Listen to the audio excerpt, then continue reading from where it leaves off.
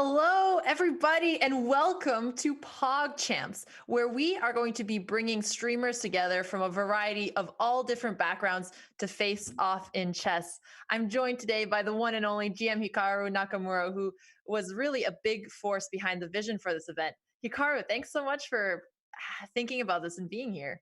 Yeah, thanks for having me. Certainly, I think this has been quite a while in it's coming together. I think for the past couple of weeks, many people have been discussing it. It's great to see the tournament coming together and all these streamers competing in it. And I think certainly there are going to be a lot of interesting games. There are going to be some very clippable moments for sure. So just looking forward to it. Yeah, they will be very clippable moments, hopefully both entertaining with some interesting blunders and also some pretty impressive chess because I know a lot of the streamers have been grinding and working on their chess game. Right. Yeah. I think it's certainly going to be interesting to see who has sort of internalized and learned the most. I think pretty much all the streamers have gotten some form of coaching through lessons, and so it'll just be interesting to see who's learned the most and who's able to utilize what they've learned the best. Absolutely. And today we're starting off with Group A. So that's going to be Voyboy, Fooslie, Erob 221, and Nate Hill. And moving on to the format to explain that a little bit to everyone. Players are going to be split into four groups of four. So we're seeing the first group today. They are going to play a single round robin, meaning they're each going to play the other opponent one time. The time control is going to be 10 minutes with 5 second increment. Each time they make a move, they get an additional 5 seconds. We are incentivizing people to play for a win. We want it to be exciting. So wins are worth 3 points, draws are worth 1 point. And of course, losses stay the same, 0 points, no pity points here. The top two are going to advance into the championship bracket. The bottom two advance to the consolation bracket. So, regardless what happens today, we will be seeing more of these streamers. And yeah, let's start to maybe profile them a little bit. Today we have Erob 221. He is a variety streamer. He has a really funny community that likes to troll that he is Tyler One's brother since they look somewhat alike. I guess we're here just pushing the meme a little bit further. We also have Fooslie, another variety streamer, and he is going to be facing her off in the first match of the Pogchamps tournament. Hikaru, you want to comment on the prizes for the tournament? Yeah, so there are going to be two brackets. There will be a championship bracket and a consolation bracket. So the top two players from each group go on to the champions bracket. Bottom two go to the consolation bracket. In the championship bracket, the first prize will be 10,000 sandals. Second prize will be 6,000. Third, or not third, sorry. The semifinals will be 3,000. Quarterfinals 2,000. And then the consolation 4,000 to the winner, 3,000 to the loser. And the two semifinals get 2,000. The two quarterfinals get 1,250. So everybody's guaranteed to get at least $1,250. Well, it seems like a pretty good prize just to play then. And yeah, let's take a little bit look at the schedule before we get started. The games will be starting soon. So we do have the complete schedule. It's going to be from June 5th to June 14th. And yeah, we're starting off today, and it's going to be basically every single day until the 14th. We'll have between 2 to 3 games. So hopefully, you guys check back on twitch.tv/chess so that you can, catch this event. And on that note, I guess let's go back to chess.com. I'm going to make sure that I'm following the players so that I don't miss the action. Just give me 1 second there. And while I do that, do you have any predictions for Erob versus Fooslie? I've seen both of them play a little bit of chess. I guess what I would say is that it seems to me that from the little bit I've watched, Erob is probably overall a better player. He seems to have a better understanding. Whereas Foosli, it feels like when she reaches puzzles or there's situations where you can find a forced solution, she's been doing quite well. So I think a lot is going to depend on what happens in probably the first 10 moves. I'm going to make a prediction, and just because this is Twitch and the spirit of Twitch, I am going to predict that Erob is going to take another L and Foosli is going to win the game. Wow, that's a bold prediction, Hikaru. And I guess one of the things that we're going to see play a role into this is both the experience the players had before. So, obviously, if somebody had been playing a little bit more chess, but also how much they've been grinding until the upcoming event. And I know you've been helping with some coaching. Also, we have liftoff. I'm about to follow their game. Okay, so what is it? It's D4 to start. So one thing that's going to be interesting here is we're going to see like who's been watching each other's streams and what they've been doing. I think this I did show Foosli this opening last night, so I'm very familiar with what she's playing. But we will see. We will see how Erob responds. He's taking a lot of time here, which tells me this is a very bad sign at the start because he should have done some preparation on this. Um, Do you think this is the first time he's encountered D4? Probably not, but I'm guessing. Okay, so I am a little bit surprised by this opening so far that Erob is thinking because Fooslie was definitely. I was showing her this opening yesterday, so because of that, I think my guess is that the advantage, at least two moves into the game, is definitely on Fooslie's side. She's gotten exactly what she wants.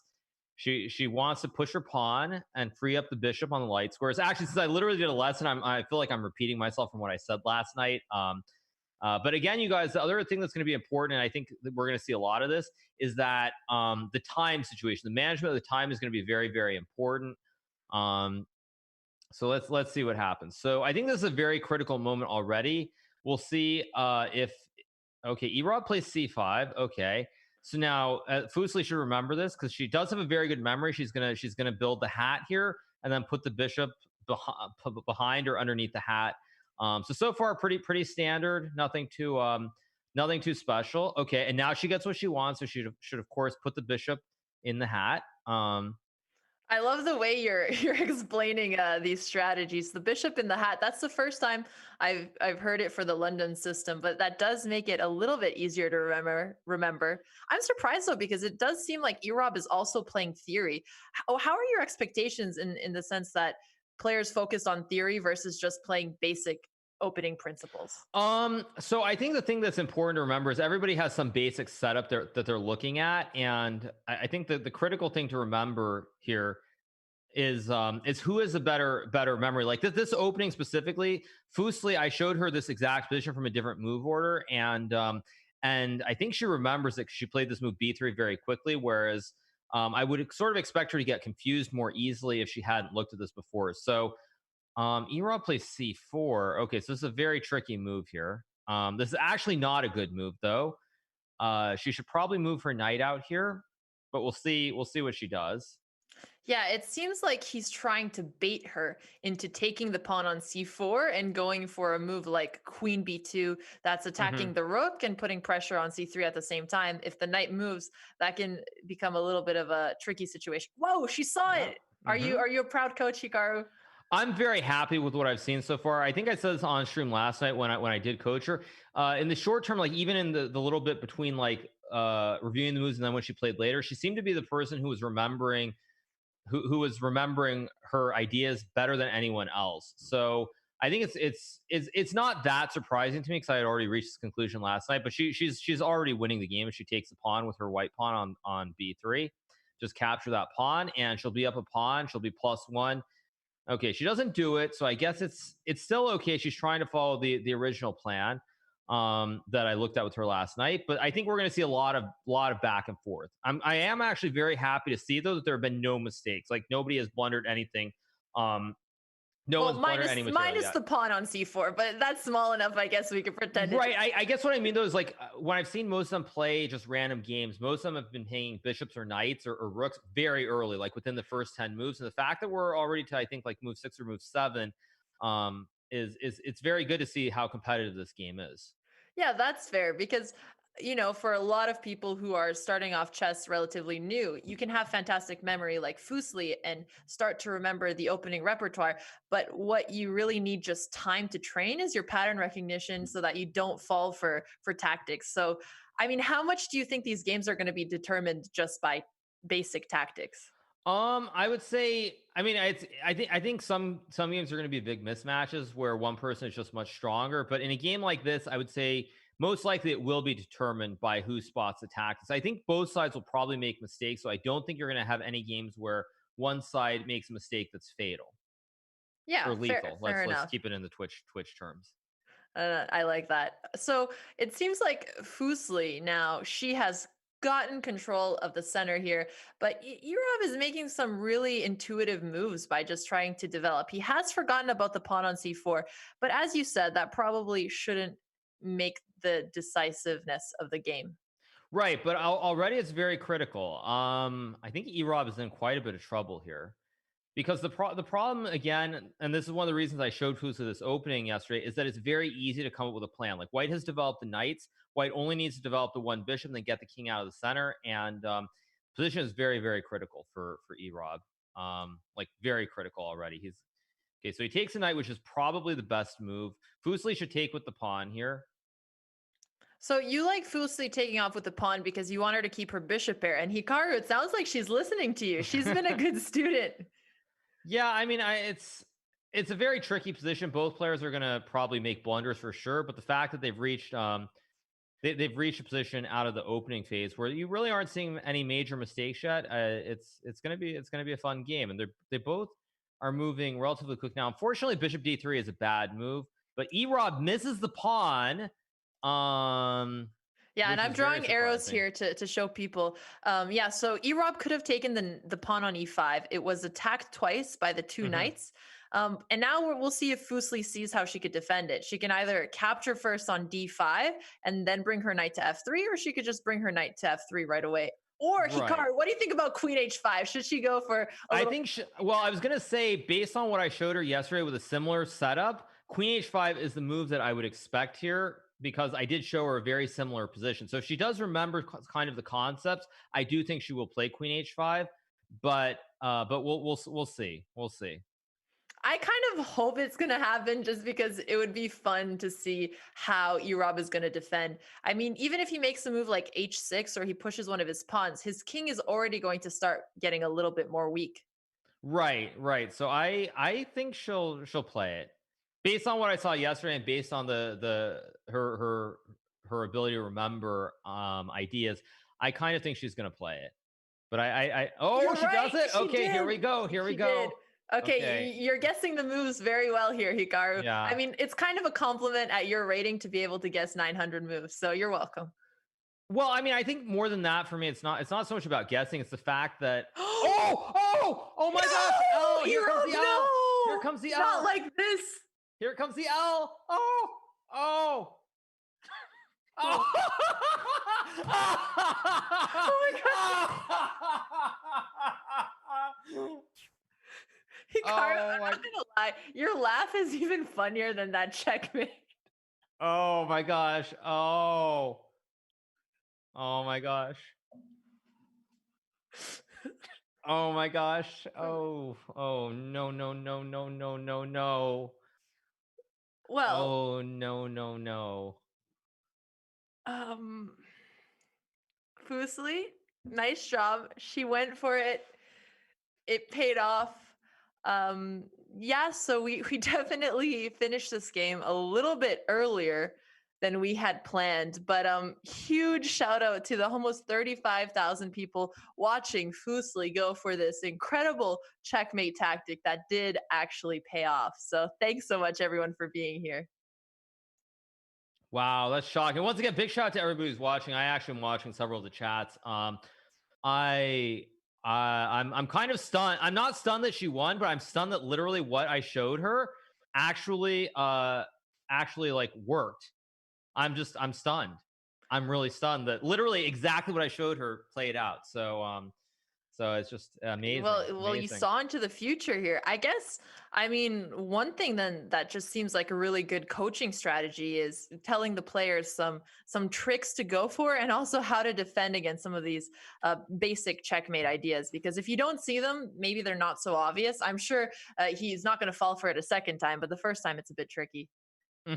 Right, right. But it's incredible to see. I think, I mean, certainly since we are coaching these players, I think when you see you give someone some basic idea or a plan to see it actually work perfectly, it's really amazing. And it shows that, like, for me at least, since I am doing a little bit of this coaching, that I've done a good job.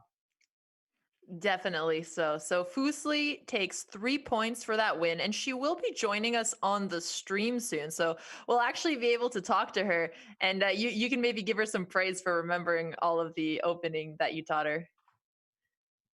Mhm.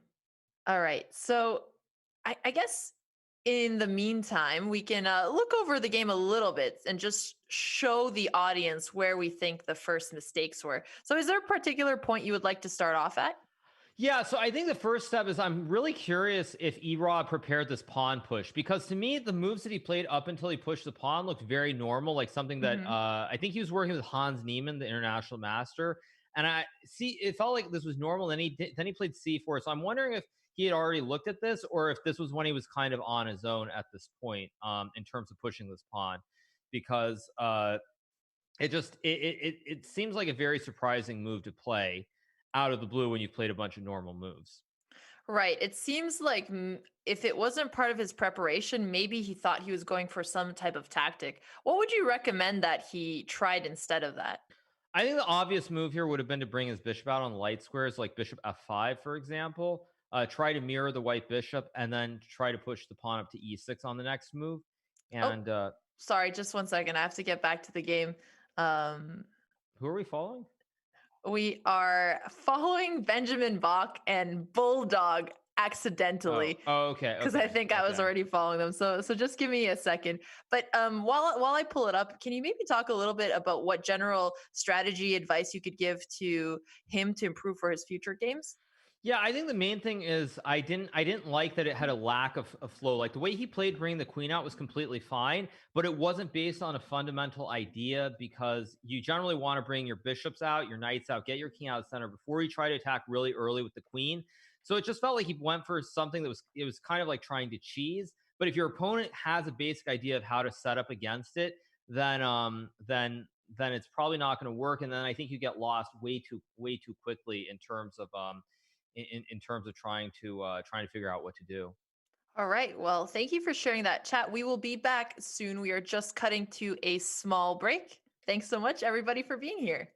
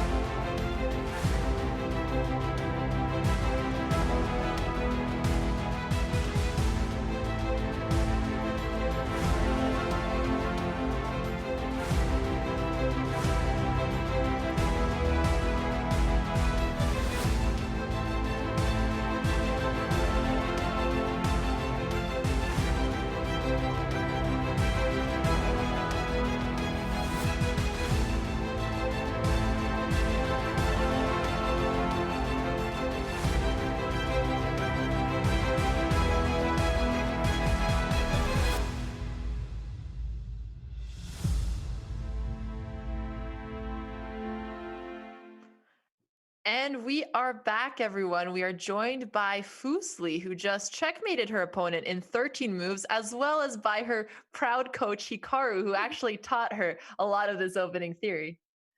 Yes, hello. Hi, it is I, Leslie or Fooslie. And I'm really happy right now. Yeah, congratulations. That was amazing. Hikaru, do you want to tell her what you were saying during the game? Well, I mean, in general, I was very impressed by your ability to remember the patterns, kind of, just to play the same setup, even though the orders were different. You basically remember the general stuff that I showed you yesterday, which, as I think I hinted at last night, I was just impressed by your ability to remember. And then even once you got this position towards the end to bring the queen in attack, it was just very impressive game by you. Thank you. I was yeah, I literally knew nothing about chess like a week and a half ago, and I still don't know too much, but that lesson, we crammed in a lesson yesterday for like 1 hour where Hikaru taught me the London opening. I'm not sure what it's called. Is it an opening? Or You got it. That's yeah. correct. And then so I was really scared that I was gonna see like any different variation than what he taught me. And so when like the bishop or there was a I couldn't make the under the pawn hat. I don't know, we call it a hat. It's like all the triangle. And then I thought I couldn't get my bishop there, so I got really scared in the middle of it. And then at the end I almost couldn't remember how to close the game. And so I thought I almost threw there, but it somehow worked. Yeah, I mean, you remembered the important plan, which was going for the checkmate. After you brought your queen out to uh, play queen takes h7, did you expect that he was going to fall for the trap? The one where he takes what was the trap? The trap was right before you checkmated him, so he didn't do anything to defend it. Oh, yeah. Yeah, no, I didn't really realize I laid that trap. But um I'm really happy that that he played what he did, because then I realized I had two straight lines. A lot of times when I was trying to practice the strat, people would like counter it with like pawns in a line against the bishop. So I wouldn't know how to work around it. So when I saw that there was an open line directly, yeah, that was great. And then sometimes it's hard to play against when they don't castle. And so when he castled, that was also great. Well, Fusli, was this one of your first like chess competition games ever? Yes, yes, ma'am. This is the first time I've ever competed in a chess tournament. I think Oh, I have 20 games total. and this is your first win. I think this is the most spectacular start we've seen in a really long time. Hikaru, what do you think her prospects are if she continues playing? Yeah, I think it's amazing to see the general progress from all the players. I mean, just see the way they take the lessons and then apply them to the games. I think certainly if you if you do like study more of these opening sequences, you're going to be someone to be reckoned with in this tournament, maybe in future events as well. Yeah, I think I'm playing against Voyboy next. So I have no clue how to play on the black side. So yeah, we do have a problem coming up, but it's fine. I'll study. If anyone's open for a chess lesson, yeah, that would be cool too. But if not, I'll figure it out. Well, I know that Hikaru and I will be around to help, and I'm sure there's a lot of coaches. So you just let us know. I mean, it's been such a pleasure coaching some of the streamers, but for sure, Voyboy, he is the tournament favorite. How do you see your strategy trying to defeat such a heavyweight? No pressure, of No, course. no, no. Yeah, I mean, we could go for like total confusion, you know? He won't know how to play against me if I play real random and stuff. So there is that strategy. Um Other than that, I think what it was really nice. Okay, so usually when I play chess, I have like I'm like freaking out because I don't have enough time, and then the timer gets in my head. But this having like a specific opening was really great for me because I was able to like, okay, this is what's supposed to happen. This is what's supposed to happen. And when I would stop and think, it'd be like, okay, it was because he would do something a little bit that would like stop one of my moves. But it's really nice to have like a specific opening. So I'm gonna try to maybe have something like that, like learn an opening. That's my strategy. I love it. Yeah. Hikaru, do you have any specific advice for her against Voyboy? No, but I think in general it's just to try and have a simple plan where you develop your pieces and try to attack. And I'm sure one of us will probably be giving her a lesson before the next match. So just basically to have some kind of idea. But I thought the game today was basically more or less perfect. And I think for the first game in the event, we're kind of not expecting play of such a high level. So it was just very impressive. And congrats on winning again. Thank you. And it's truly an honor to be the highest ranked, most points in the entire competition. It's truly amazing. So Yeah, actually, thank you I don't know guys. why I'm calling Voyboy the leader. You're the only person in the entire tournament with 3 points. Yeah. So just yeah, thank you everyone.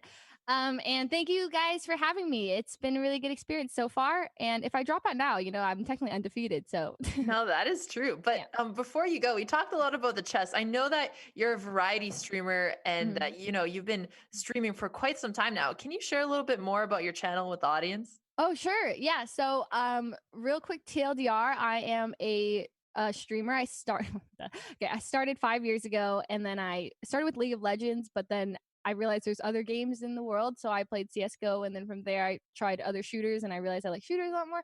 And then from there, real quick, I used to stream on Twitch when like you weren't allowed to do just chatting, or like I remember there's like a timer, and it would say like if you were like talking. Such a rebel, jeez. Yeah, so I got a warning back in the day for trying to talk to my chat and like just like build my community and stuff.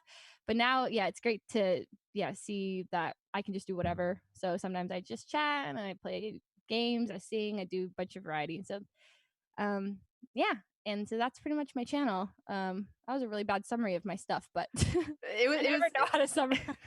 That's because you have a lot going on. Thank you so much, Fooslie, for joining us. Chat, if you want to check her out, twitch.tv/Fooslie. We have her name above her webcam. She is the tournament leader. So you guys should go show her some support. And then on that end, I think we're going to show the tournament standings. Thank you once again. All right. Thank you. Congrats. Bye. Thank you. Okay, so we have Group A. We are next going to see Nate Hill versus Voyboy and Moist Critical versus Hutch. And yeah, so until then, the games are probably going to start in about 30 minutes or so. Right. So I think on that note, we are going to look at the schedule as well. Oh, sorry, actually, the show is starting again in 2 minutes from now. Nope, that is the break. Okay, we're going to cut to break and we'll be back shortly. See you guys soon.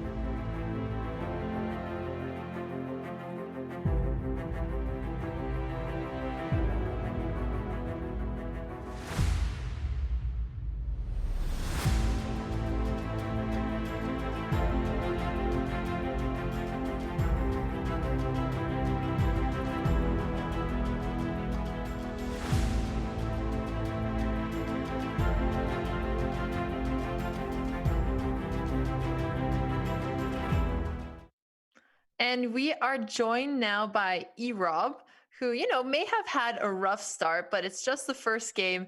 He can still qualify. So thank you so much for joining us. Yeah, what up? What up? What up? Oh, man. See, this is why chess players weren't cool in school. You threw me off with that one. I'm not going to lie.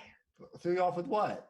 With the what up. It hit me out of nowhere, No, I'm just teasing. So we wanted to take a look at the game because you played a move that was kind of cool and tactical looking, and we were wondering if you had memorized some of the opening moves when you pushed your queenside pawn on move 6 with c4. Did you have a trap in mind, or was this? I was talking to my coach, and we predicted the first 12 moves that she was going to do.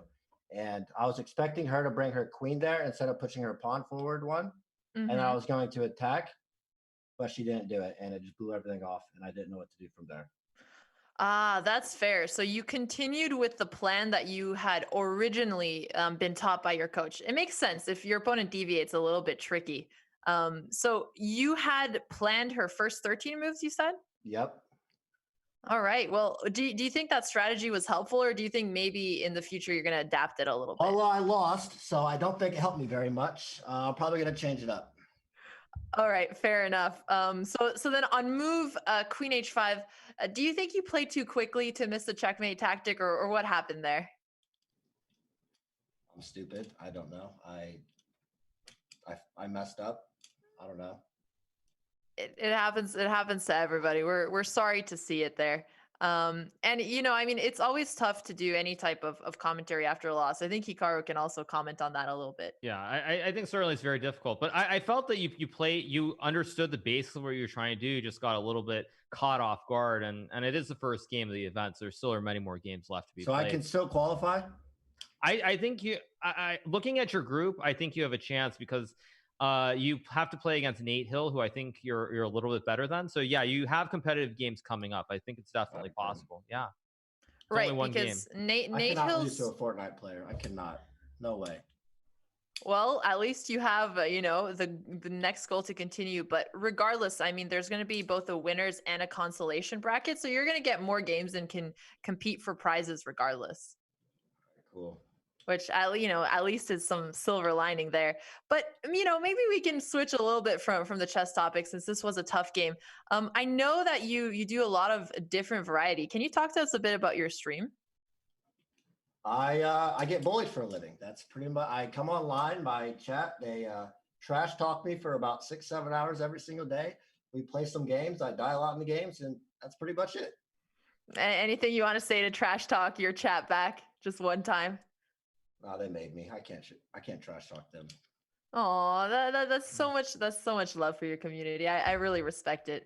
It's a very humble attitude to have. Thank you. Well, thank you so much for coming on with us. We're gonna just look again at today's results. And are there any last shout outs you want to give your channel, or some cool upcoming events we can tell people if they want to come check you out, other No, I'm than the good. 7 hours of bullying? No, it's okay. All right. Well, Well, on that end, let's take a look at today's results. Okay, so as you guys know, we did see Fooslie taking the win in this first game. Up next, we're going to see Nate Hill versus Voyboy. Hikaru, it's going to be a 700 versus a 1700. You don't have any comments on that? yeah, I think this first matchup probably, as you look at the schedule, will be the closest matchup on this first day of the event. But I would say Nate Hill, from what I've seen, he is one of those players who seems to understand coordination quite well and trying to use pieces to make attacks. So he could surprise. I think the best chance that he's going to have in terms of making a surprise, like a surprise victor or not being defeated, is if he can get ahead on the clock and maybe and put Voyboy on pressure where Voyboy doesn't have so much time. But I think it's certainly going to be an uphill battle, but anything can happen. Yeah, I've been coaching Nate, and he's actually also very good at spotting tactics. I think the biggest difficulty for him is just going to be a lack of chess experience. Obviously, Voyboy has been playing for a lot longer, but Nate does like playing quickly. So, we're going to look for that and see how he handles a tough opponent. We can also talk about Voyboy, because he's one of the best League of Legend players out there, and he's also the highest rated in the tournament. I think his nickname is Kid Genius. He's the boy genius. The boy He's a boy genius. genius. Oh, Yeah. okay, sorry. And we That had another interesting fact about him. Hikaru, he had a really high SAT score. You want to take a guess at it? well, he's young, so I think what that means is that he did it when it. See, It was I'm out so of old. 2400. Yeah, I'm so old that when I did the SAT, I think it was 1600, and now it's like 24. So I'm guessing it was probably something like 2395 or something. Almost. He was 2300, which is I think like like Okay. 95 percentile or something Mhm. insane. So really really impressive stuff there. And yeah, we're gonna go show some of his clips, and yeah, let's transition to that now. Or actually, we're not gonna show some of his clips. We're gonna go back to looking at the groups that are going to be coming up next. So we have Group A, Group B, Group C, and Group D. Today we're going to be looking at Group A. Tomorrow, I believe, is Group B. So we have the schedule out there if there's any particular streamer you guys want to check out. Until then, we're going to go to break and we'll be back shortly.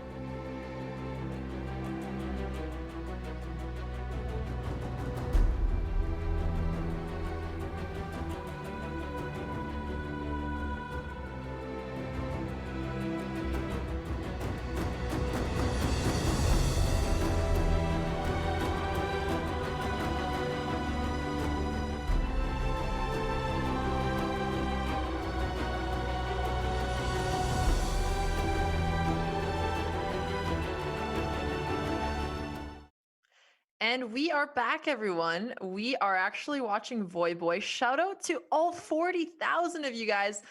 We really appreciate it. It's good to see that Voyboy is training a little bit. Hikari, do you want to talk a little bit about what you've seen as his chess skills so far?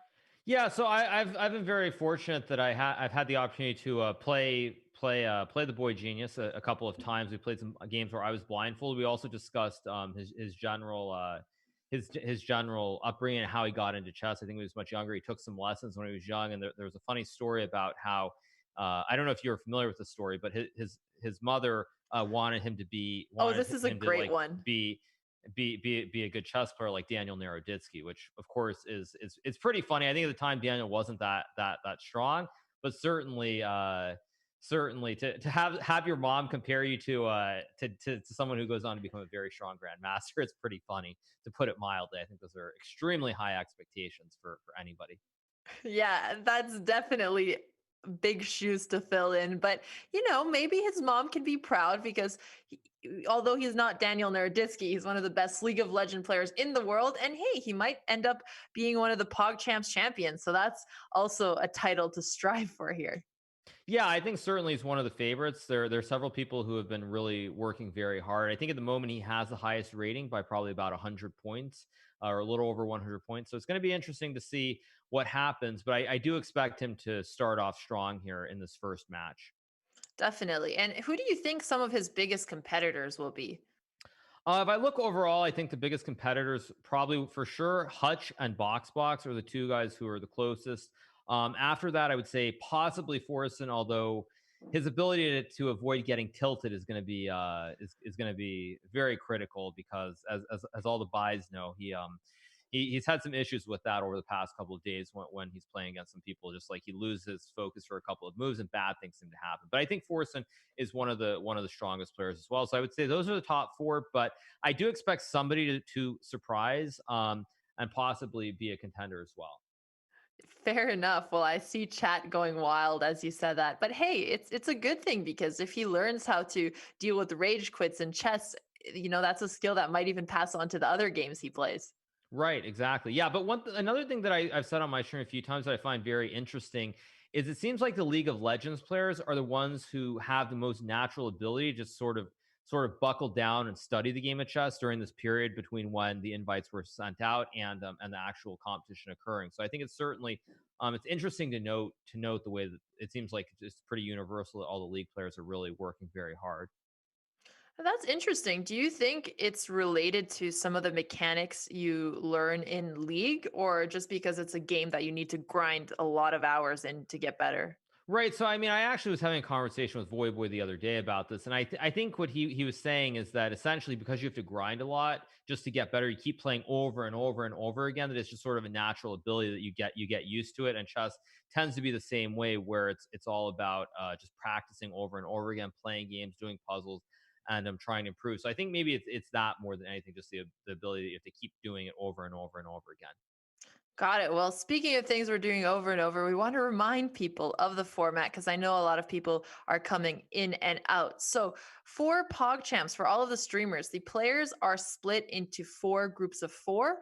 We are seeing one of those groups today, Group A, and the players are doing a single round robin. You might be like, what is this chess gibberish? I have no idea what a round robin is. And honestly, if I didn't play chess, I wouldn't have either. It just means that they're going to play every other player in their bracket at least once. And the format is going to be 10 minutes with a 5-second increment. We're incentivizing people to play for a win. So you get 3 points for a win and one for a draw. Usually in traditional chess tournaments, you get 1 point for a win and half for a draw. So wins are going to be 3 times as valuable instead of 2 times as valuable. The top two in each group, so there's four people in a group. The top two go to the championship bracket and the bottom two go to the consolation bracket. That's important because it means that we are going to see these streamers multiple times, even if they finish last in their first group. And each 8-player bracket will play down to a winner. So we could look a little bit at the brackets. It obviously helps to have some visuals for those. So we are going to have the winner of Group A go against the Group B second place to produce a winner there. And you can see that for the following groups as well with Group 2, Group D, and Group C. And let's take a look as well at the participants. So we got all of the streamers here. We have Box, who is a League of Legends player, and he is the player Hikaru actually put in as one of the contenders for winning this all because he's closest in rating to Voyboy and to Hutch, but he's also been grinding so many hours of chess. He used to be about 1,500 when he was younger, and I think he's probably going to become at least 1,700 strength by the end of this game. We also have Critical, who you actually had on your show as well. Do you want to talk a little bit about him? Yeah, so I think I had Voice Critical, Charlie. He's also Penguin Z0 on YouTube. Very interesting guy. He played chess, I think, when he was younger. Now he's more of a sort of variety streamer, does a lot of things on YouTube and Twitch. And just coming back to the game, I know he's taken quite a few lessons. He had a lesson with me. I think he had a lesson with Naroditsky as well. So I'm just looking forward to seeing what Charlie has learned and how well he can put it to use and be in a practical game situation. Right. And we also have Erob, who we just talked to. We just saw him play his game. He's a variety slash just chatting streamer. Forsen, who is known for Hearthstone, but he's actually been watching your games throughout, Hikaru. He's been trying to guess the move alongside Robert. Yeah, I think Forsen's another guy who he really wants to win the competition. I think when you tend to be good in various things, especially like in StarCraft and Hearthstone, I think he played in Twitch Rivals for Hearthstone as well. I think it's just a competitive nature. You want to keep improving and trying to do your best. And I think the fact that he has so many fans out there who are spamming the chat right now, just speaks to how much everybody is interested in what he's doing. And I think he's one of the guys who has the best has one of the best opportunities to create an upset and win the whole thing. Absolutely. Fooslie, we also saw today. She's a variety streamer. She memorized the lines that Hikaru gave to her today. And we saw her checkmate her opponent in just 13 moves in her like 21st or something like that chess game ever. I mean, that's a huge accomplishment. So shout out to her there. We also have Hutch, who is one of the best Call of Duty players and one of the most experienced chess players. He also does quite a bit of politics on Twitch, and it's pretty unique because you don't have that many people who focus on it on Twitch. As Fooslie mentioned, when she started doing just chatting, it wasn't even allowed on Twitch. So we've definitely seen a huge evolution there. Ludwig, who is another variety streamer, I stopped by his stream yesterday and it was hilarious. He introduced himself as an international master, Hikaru. Nice. Yeah, and he kept on going and like making up fancy terms like, oh, and I'm gonna do some like fancifying with this move, and just completely unrelated. So I haven't laughed that hard at chess in a really long time. Would highly recommend you guys check out his stream. We have Nate Hill, who's also going to be playing today. He's a Fortnite player. What do you take on Erob saying he doesn't want to lose to a Fortnite streamer? I mean, I think certainly there's a perception that if you play Fortnite, I guess that maybe I don't know, maybe it's just not a game that requires a lot of skill, perhaps, or you have to be very young to play it. I'm not quite sure where that's going, but at any rate, I think certainly Nate is a guy who I believe he has a degree in mathematics. He graduated college, so I think it's weird juxtaposed when you think about Fortnite players. And I think Nate being I think he's still a professional Fortnite player. He is one of the oldest Fortnite players out there. I think he's like 24 maybe or 25, which I mean it's crazy to say this, but that is very much on the older side for a game like Fortnite. So I think in general maybe it's just a perception that to play Fortnite perhaps it's not it's one of those games where maybe it's just all about mechanics and things as opposed to having to think a lot. But certainly Nate is a very smart guy. He's been learning a lot at a very quick rate with chess. So just I'm really curious to see how he performs because he is I think one of the only Fortnite players, right? I think there's Yeah, Swift Tour as well, but one of the two Fortnite players. exactly. And I agree with you. I mean, I've seen the way he does his calculations. I was really impressed. I know he also had a background in modeling before he turned into a pro Fortnite player. And I think it's even more difficult to become a pro Fortnite player the older you are because, you know, your reaction time and things like that actually Hmm. tend to decrease. So the fact that he's able to compete, only compliments to say there. Right. We also have Nim. He's a variety streamer, and I think you did a lesson with him, right, Hikaru? I Yeah, also did. I did a lesson with Nim. I think it was yesterday morning. I did a lot of lessons yesterday, but I did a lesson with Nim yesterday, and he certainly is one of these guys where he sees a lot of the ideas, but he tends to be pretty slow in terms of utilizing them. But I would say he is one of the players who I think is a dark horse and maybe make the champions bracket and possibly finish like in the top 2 or top 4 because he is capable of coming up with plans and following through with them. So I think it's certainly if he plays and Operation Nimrod works, he's certainly going to be a very tough opponent.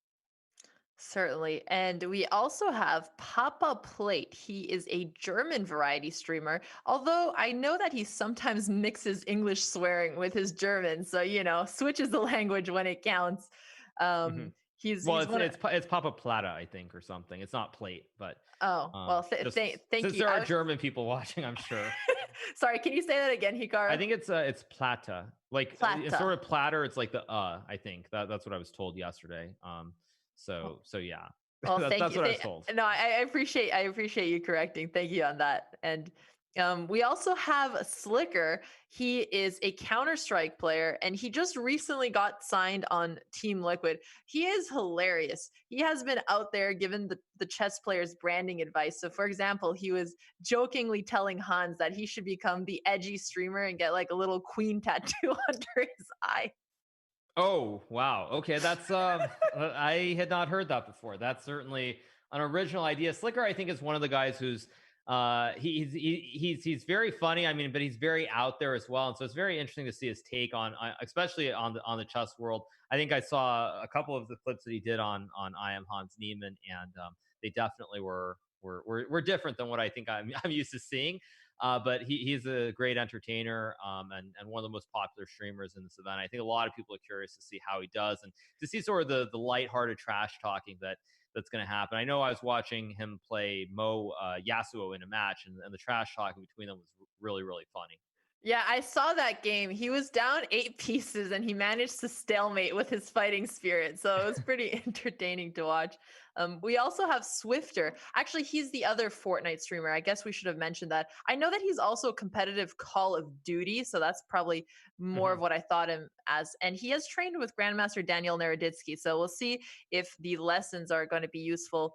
Voyboy, League of Legends, we've already talked about him at length, and we are going to see him against Nate Hill up next. So I will move on to Choco Bars, the League of Legends streamer. Maybe you can talk a bit more about her since you guys did a lesson recently. Yeah, so I think Janet certainly she was known for League of Legends. I think lately she's played much more TFT, team fight tactics, and then now playing a little bit of chess as well. Certainly someone who's had a lot of experience with Twitch Rivals events. I think she was part of the winning team for the League of Legends Twitch Rivals last year or 2 years ago.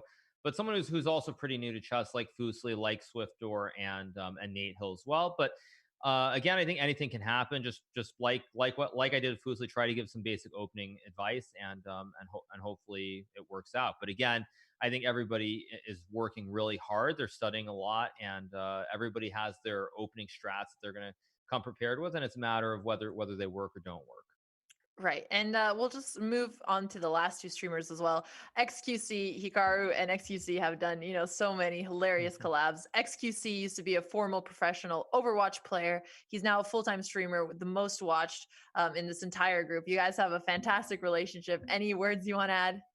Yeah, I think everybody there's so many people. I mean, since I do have the chat open, of course, chat spam XQCL while you're at it.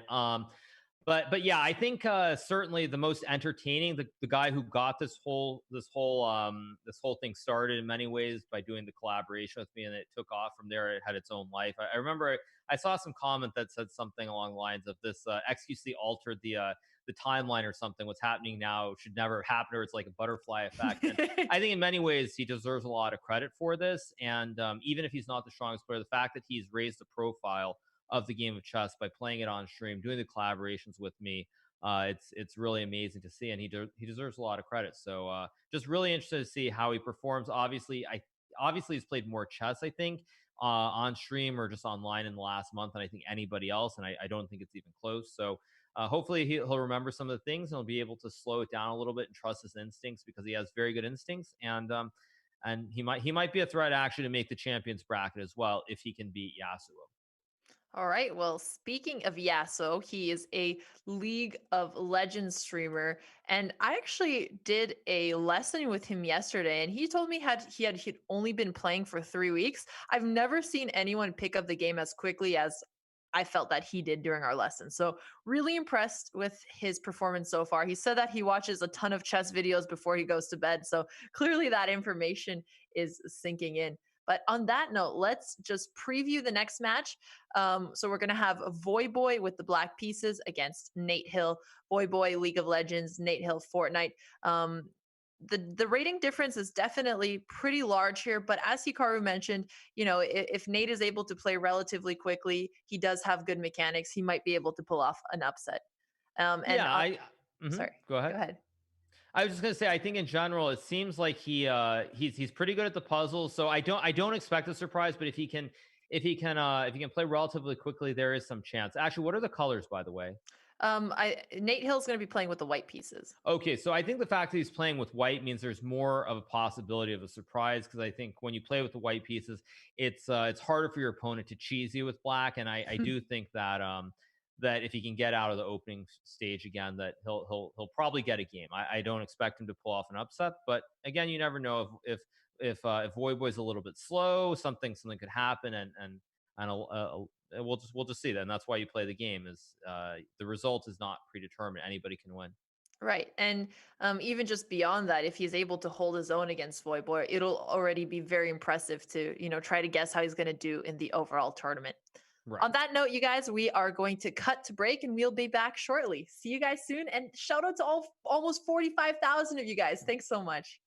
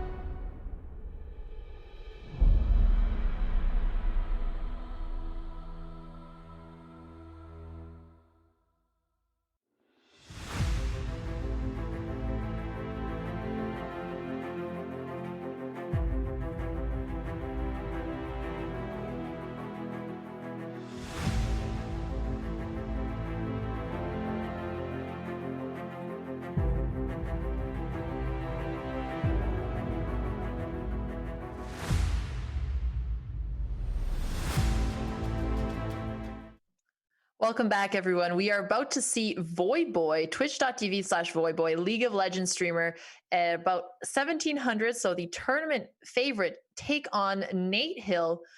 He's a Fortnite streamer, and maybe we can switch to Nate's card as we say this. He's a Fortnite streamer. He's been relatively new to chess, but he's been picking it up very quickly. He's definitely the underdog here. So let's see how long he can fight Voyboy off and maybe even try to create an upset in the second round of the Pogchamps tournament. Yeah, I tend to agree. I think Nate is one of those guys, and this I think is why chess has become so popular on Twitch as well. Is Nate is one of these people who clearly he played when he was much younger, even if it wasn't competitively. He played some, whether it was with parents or with other kids at school. He learned the game when he was young, and I think the fact that he's coming back to it now, I think certainly helps because he's picking up things much quicker than if he was starting simply from scratch and starting from zero. So. I'm just looking forward to seeing how he plays as someone who is new to chess, hasn't played much, and just hopefully he can play well and make it competitive. Yeah, that's a great way to put it. We have the game starting in about a minute. But before we go there, we'll just remind you guys of the format quickly. So this is the first group that is playing, and each player in the group will play against each other. We got 3 points for a win, 1 point for a draw, 0 for a loss. And both players will move on, or all 4 players will move on to either the winner bracket or the consolation bracket. On that note, Hikaru, do you have any tips for players who are facing somebody a lot stronger of them in rating in terms of what their strategy should be? Yeah, I mean, I think what I would say in terms of strategy is try to play something where they can get out of this opening stage of the game without being significantly behind, being down by a rook, being down by a queen, where they're at a big material disadvantage. I think if that happens, there is the possibility that lightning will strike, and their opponent, even if they're much higher rated, can make a mistake, and they will be able to surprise them and get a victory. I think that's the most critical thing. Is the big difference is the pattern recognition, the fact that at the start of the game, the players who are stronger will have some sort of opening strategy just to get to the middle part of the game immediately. Absolutely. And that's building on the point, excuse me, on the point that you said earlier about how the fact that Nate is starting off with the white pieces, that's a bit of an advantage for him just because he gets to decide where the opening is going. Right. So I think that's very favorable for him. Certainly starting with the white pieces against Voyboy, and I don't know since I haven't coached it, I have no idea what his opening strategies are. You probably have a better Yeah, idea. he's going to start with e4, and I'm following the So game now. okay, so I guess the game's gonna start. So I think Voyboy has been looking at the Sicilian defense. So I think it's gonna be e4 c5. If I'm not mistaken. Oh Um, no, Nate and I haven't even begun to counter the Sicilian. I know. I mean, we were focused on, opening principles, but hey, he's bringing out his pieces, okay? He knows that he wants to develop his pieces first. Okay, but he brought the knight out. Okay, he brought the knight out though. This is good. He brought the knight out. Okay, he's bringing the bishop out. Okay, this is good basic though. opening principles. That's what I told him to not worry too much about theory since he's about like 650, 700 rating, and just to worry like capture get the center, develop your pieces, try to castle, and he's doing that. So I'm proud. Very good start. This is a very good start. Very classical. Just develop the knight, the bishop, and get the king out of the center. I think this next move is going to be one of the okay. Plays d3. Very good move by Nate for someone who has not played much chess. This is actually a very good start. I think for Voyboy, it's going to be interesting because I think Voyboy knows he's the big favorite and he expects to win, but trying to figure out whether to try to do something very right away or play something more traditional is going to make a difference. Okay, knight c3. I like that Nate is playing very solid here. So he's developing all his pieces first. He does like to play aggressively. So I think as soon as we see all of his minor pieces developed, he's going to start going for the pawn pushes. Yeah, so I think here the one trick in this position is that Nate has to stop this bishop from coming to g4 by pushing the pawn to h3. I think that's a very hard thing to see as a beginner, pushing a pawn on the side of the board like that. So that's my only concern in the position. But okay, he goes queen e2. Not objectively not a terrible move. Unfortunately, it's probably not going to work out very well. But I like the fact that he is developing the pieces still, because even though I think he's really going to lose the game, if he follows the principles when he plays against other people at his rating level, or he plays against people in say one of the brackets, he's going to be evenly matched up. And following these principles will make a big difference going forward. Right. So here, I'm interested to see if he's going to go for h3 to try to get out of the pin. in our lessons, we talked a lot about that kind of idea, just to not be annoyed by pins to keep the pressure on. Because 95 looks pretty annoying here. Right. Well, knight d4 is also a huge threat as well. Right. Both the knight moves are very, very dangerous. So I think the best move for white here is probably move the queen up, but again, it sort of violates the opening principles. Bishop b5 is another good move, but they sort of violate the principle. So I think it's going to be a little bit hard for Nate to come up with the correct move. But he is using his time, which is good to see. The fact that he's using his time and he's thinking, he's not rushing into making a move, is very important. Okay, bishop e3, not a bad move. I think this 95 move is still a problem, but it's not necessarily lost yet, which is good. It's still within, excuse me, within the margin where it still remains a game. Right. He's surviving the opening, although it does seem like he's going to come out of it in a slightly worse position. Right, and I think the most important thing though is if you're facing off against one of these guys who's much better than you are, as long as you get to follow the principles and you don't lose immediately, that's the biggest boost of confidence you can get. And Voyboy actually did not play 95, so if Nate plays h3 here, he's probably still in the game potentially. Whether he'll play h3, I don't know. I think it's a very hard concept as a beginner to grasp, because you don't really understand pushing the pawns on the side of the board to attack pieces. But it may happen. We'll see. Yeah, so he played bishop b5. I think it's just related to what you mentioned. It's hard once you're out of the opening to try to come up with some kind of plan here. On the bright side, at least 95 is not going to attack his bishop twice and maybe cause some isolated double pawns. Right. So I expect Voyboy to play 95, but he's thinking quite a bit here. So I'm kind of curious. Actually, I'm really curious to see what happens, because he's thinking quite a bit. Right, because 95 is the most intuitive move here if he sees the threat with the pin. And if he doesn't see the threat with the pin, then maybe he won't get as much of an advantage out of the opening as we expected. Right. Oh, and Voyboy does not take advantage. Okay, he plays queen b6. So now Nate should obviously capture the knight here. I think this is absolutely critical in order to stay in the game, keep the material balance where it's the same. And I do expect Nate to take the knight simply because he sees the queen is there attacking the bishop. It feels like a very natural move, especially as a beginner player, to try to exchange some of the material so that there's less material on the board, so you can sort of you can see more of the moves. And this is where I worry about, as a coach, when you talk about principles, I told him how, it's important to keep the bishop pair on unless you're creating some kind of weakness or if the position is open. But maybe he's trying to keep his bishop pair here.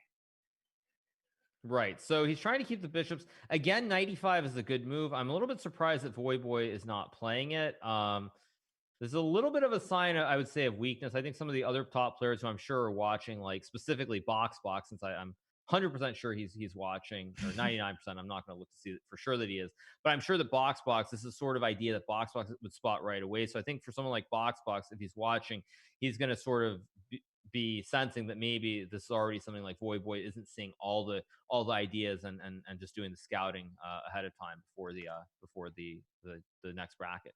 Yeah, and another impressive fact here is given the rating difference between these two players, Nate is actually up on time.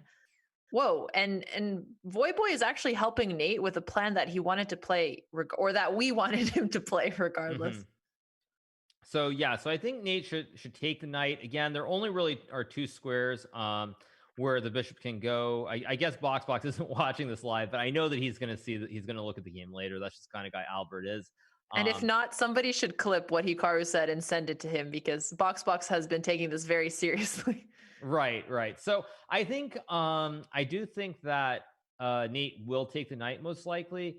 It's kind of a little bit awkward retreating this bishop, I feel, as a beginner, because you want to get rid of pieces, like you like capturing opponent's pieces. Okay, plays a5. Unfortunately, this gives away a pawn. But it's still not completely lost yet. I think they're already to like move 15, maybe a little bit further than move that. 11. Oh, it's only move 11. Okay, it felt like it was closer to the middle of the game. But the fact that he hasn't given away a lot of material, I think, shows that the lessons you've done with Nate certainly have helped him improve. Because again, someone who's this strong in the way that Voyboy is, the fact that he's not ahead by a lot more material, it's a very good sign. Yeah, well, I appreciate that. as just a coach and seeing people. But now he did lose a pawn, and Voyboy is strong, so I'm not surprised that he saw that. And now Nate is actually going to have to. He is going to start to have some trouble. So hopefully he does see the threat on his bishop and he does move it away. Otherwise, then it will be lost for him. I think it's already very dangerous, but there is one glimmer of hope, which is that if he moves the bishop back to a4 here, and black were to capture the pawn on b2. Okay, yeah. We spoke too soon. Right, but the idea I was going to say was if you was bishop a4 takes, you could move the bishop back and then try to trap the queen. But unfortunately, I think it's probably going a little bit downhill kind of quickly here, unfortunately.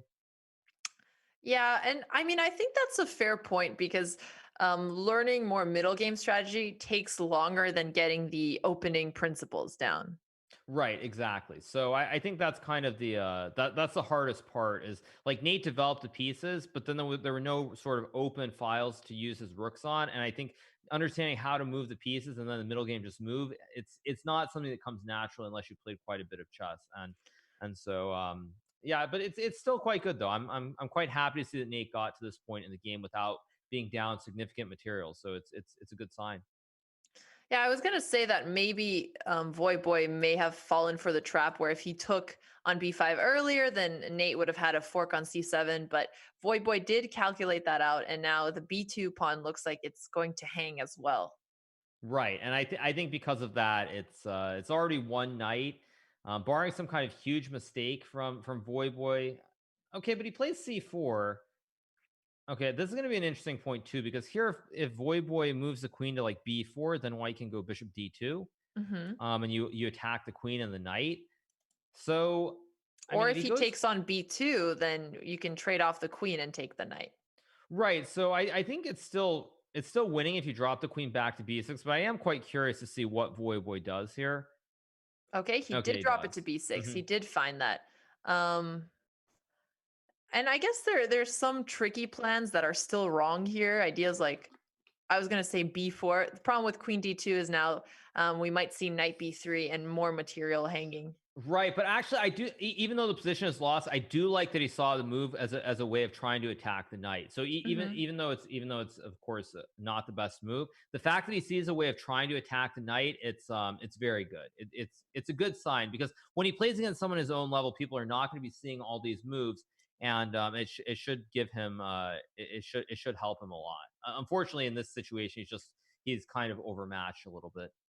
Right. And it is hard to understand what a player's strength is when you pair them against such a heavy favorite. So I am curious, as you mentioned, to see how he'll do, against someone like Erob. Hmm. Right. That'll be. I still think Erob is probably the favorite against Nate, but Hmm. you never know. I think a lot depends on what the players learn, and how comfortable they feel with the position they get right at the start of the game. Right. And huge shout out, 50,000 of you guys watching. Thanks so much, everyone, for being here, for showing your support to, these streamers from a wide array of backgrounds who are giving chess a try. So that's Hmm. definitely a very positive part of this event. Okay, Yeah. so So he what is plays the queen time like? d1. Sorry, go Okay, so they ahead. both have 6 minutes still. So yeah, I mean, I think it's going to be very hard. Ooh, Nate with the pre move. I like that. I like the style. I think There that was a you pre go. move. Yeah, it Yeah, I looked like a think pre he move. pre-moved too. I think he's switching his strategy and he's saying, I might not be better on the board here, but at least he has that speed going for him. Hopefully he Right, doesn't and trade queens. yeah, and I think it's actually very important that he just basically tries to move fast now. And not that it will work, but I like the idea of trying to switch it up a little bit. And actually, Nate doesn't. I think I'm looking at his expression. I don't think he realizes that the bishop can capture. I don't think he realizes that the heavy sniper on G7 just captures the queen on B2. But now he does see it because Yeah. he had that quizzical look for a second where he didn't understand what Voyboy had done. Oh, that moment of excitement when you think you might get back into the game. It's so cruel to have it grabbed away. Right, right. But I'm very impressed that even though he's losing the game, he didn't get checkmated. His king was safe, and there are certainly some good fundamentals that he has shown in this game. So, what advice would you have to Nate for his upcoming games based on what you've seen so far? I mean, I think first of all, it's just to have a basic setup that he wants to play where he feels comfortable, where he can play the first 6 or 7 moves and not worry specifically about how the opponent reacts. But I think for the most part, just remembering how to develop these pieces and trying to create these open files for the rooks. It looks to me like, and actually even this move, for example, playing knight d2 is a good move. Obviously, he's way behind, so it doesn't matter. But it's a good fundamental move, avoiding this capture and keeping more pieces on the board. And I have noticed with a lot of these not top players, with a lot of these streamers, they have issues with these backwards moves where they move knights or they move bishops backwards to retreat or try to move it to another square. And the fact that Nate has done this is actually quite impressive, because this has been the number one thing I've noticed is most of the streamers have an issue with these backwards sort of moves. Right. And that was a good move because since he's down material, he doesn't want to trade. And also, if Voyboy would have traded, then he would have doubled up his pawns as well. So Right. So it's good to see that he's I fighting. yeah, I like what we're seeing. I mean, unfortunately, I think Voyboy has this game in the bag now because the pawns are just coming straight down the board. But still, it's very good to see that someone who's so new to the game, in such a short time, is still showing some good general understanding of how to play. Right. And in addition to his try to play fast strategy, what else do you think somebody in his shoes might try to save a game where he's down a rook? Well, I think the first thing is just try and keep queens on the board. I think without the queens, it's very, very hard. If he had maybe a queen on the board, there would still be some hopes of a surprise. But unfortunately, without queens on the board, it's just it's really just not enough pieces to attack the king with. It's very hard to get the knight or the bishop near the king. So unfortunately, just not enough material. Right. I mean, even if there's a pawn on e5, let's say, I guess he can try for some stuff like bishop h6 and bringing the knight to f6, but it's just not enough. He doesn't have enough pieces to create any type of counterattack here. Right, exactly. Yeah. So just tough game, tough start, I think, for Nate, but still Mhm. not bad considering he's playing against one of the absolute favorites in the tournament. Right. And it's always hard to start off with a difficult pairing, but at least the next person he plays will seem a lot easier. That is also true, right? When you start off playing against the top player in your bracket, then the next couple of games will feel significantly easier because you're not going to be overmatched. Right. And here, hopefully, he'll make one pawn push at some point because what we notice is that he has all those three pawns near his king, and he might end up falling for back rank checkmate. Although Mhm. Voyboy, honestly, he's playing so well at this point. He knows that he's up and he's just simplifying. He has that pass pawn. He's going to bring in the rook. So Yeah, so impressive. Voyboy is being very traditional here. He's just playing specifically to he's playing specifically to exchange your rooks, take all the forces off the board, and just attack. And I really like it. It's very, very good. So from Voyboy's game so far, I know you mentioned that you were surprised that he didn't say C95. But other than that, do you feel like he's been performing at his 1700 level?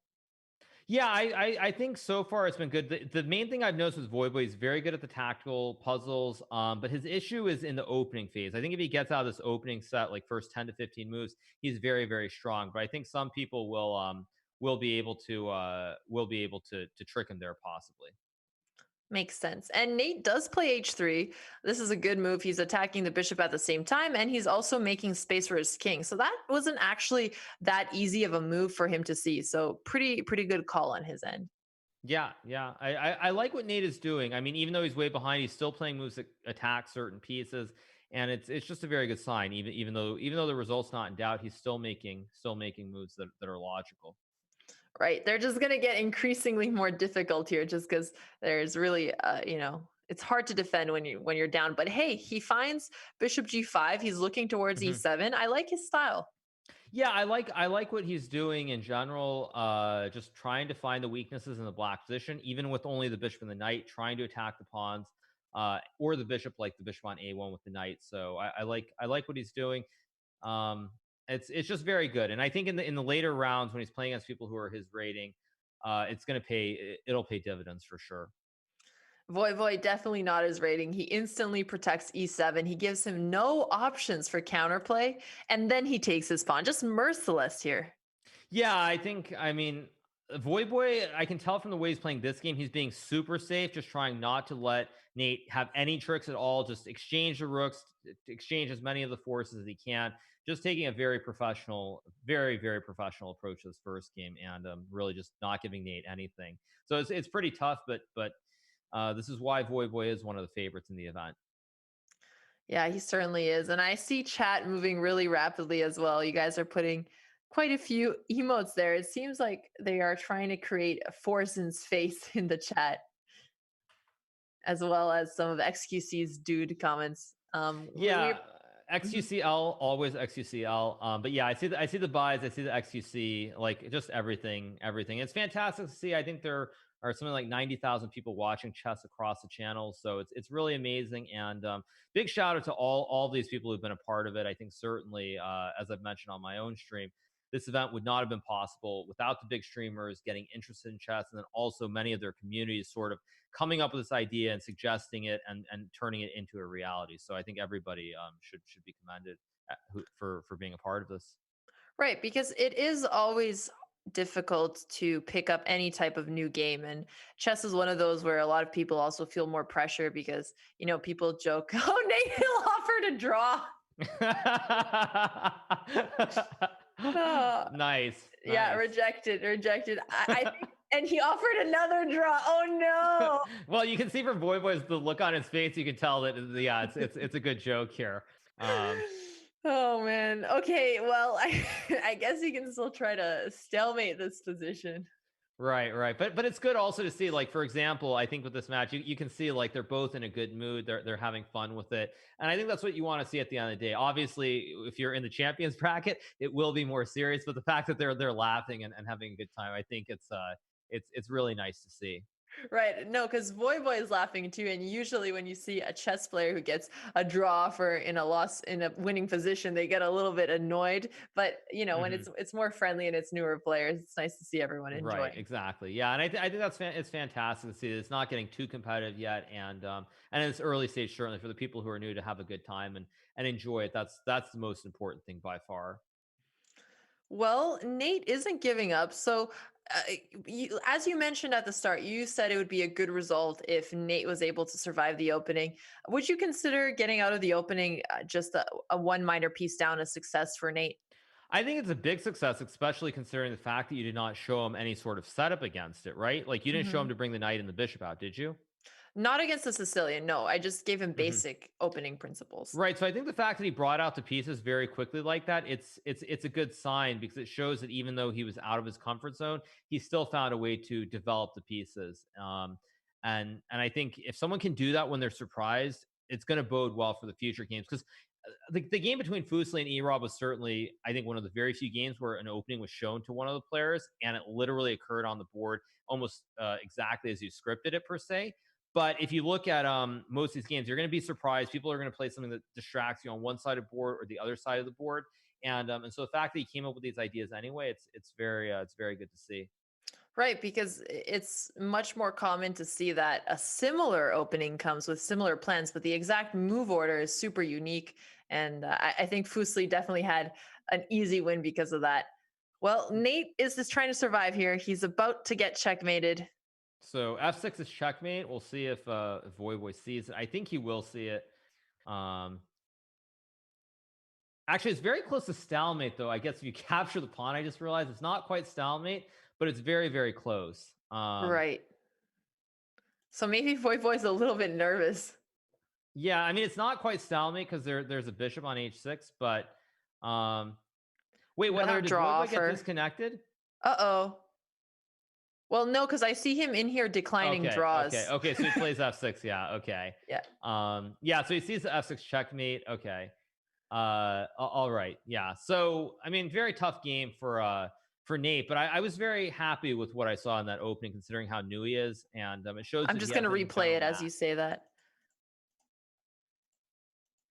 Yeah, so as you mentioned, you were happy because he was developing his pieces properly.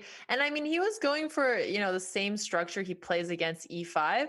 And I think it went very well until we started getting into the tactical complications when the bishop was attacked.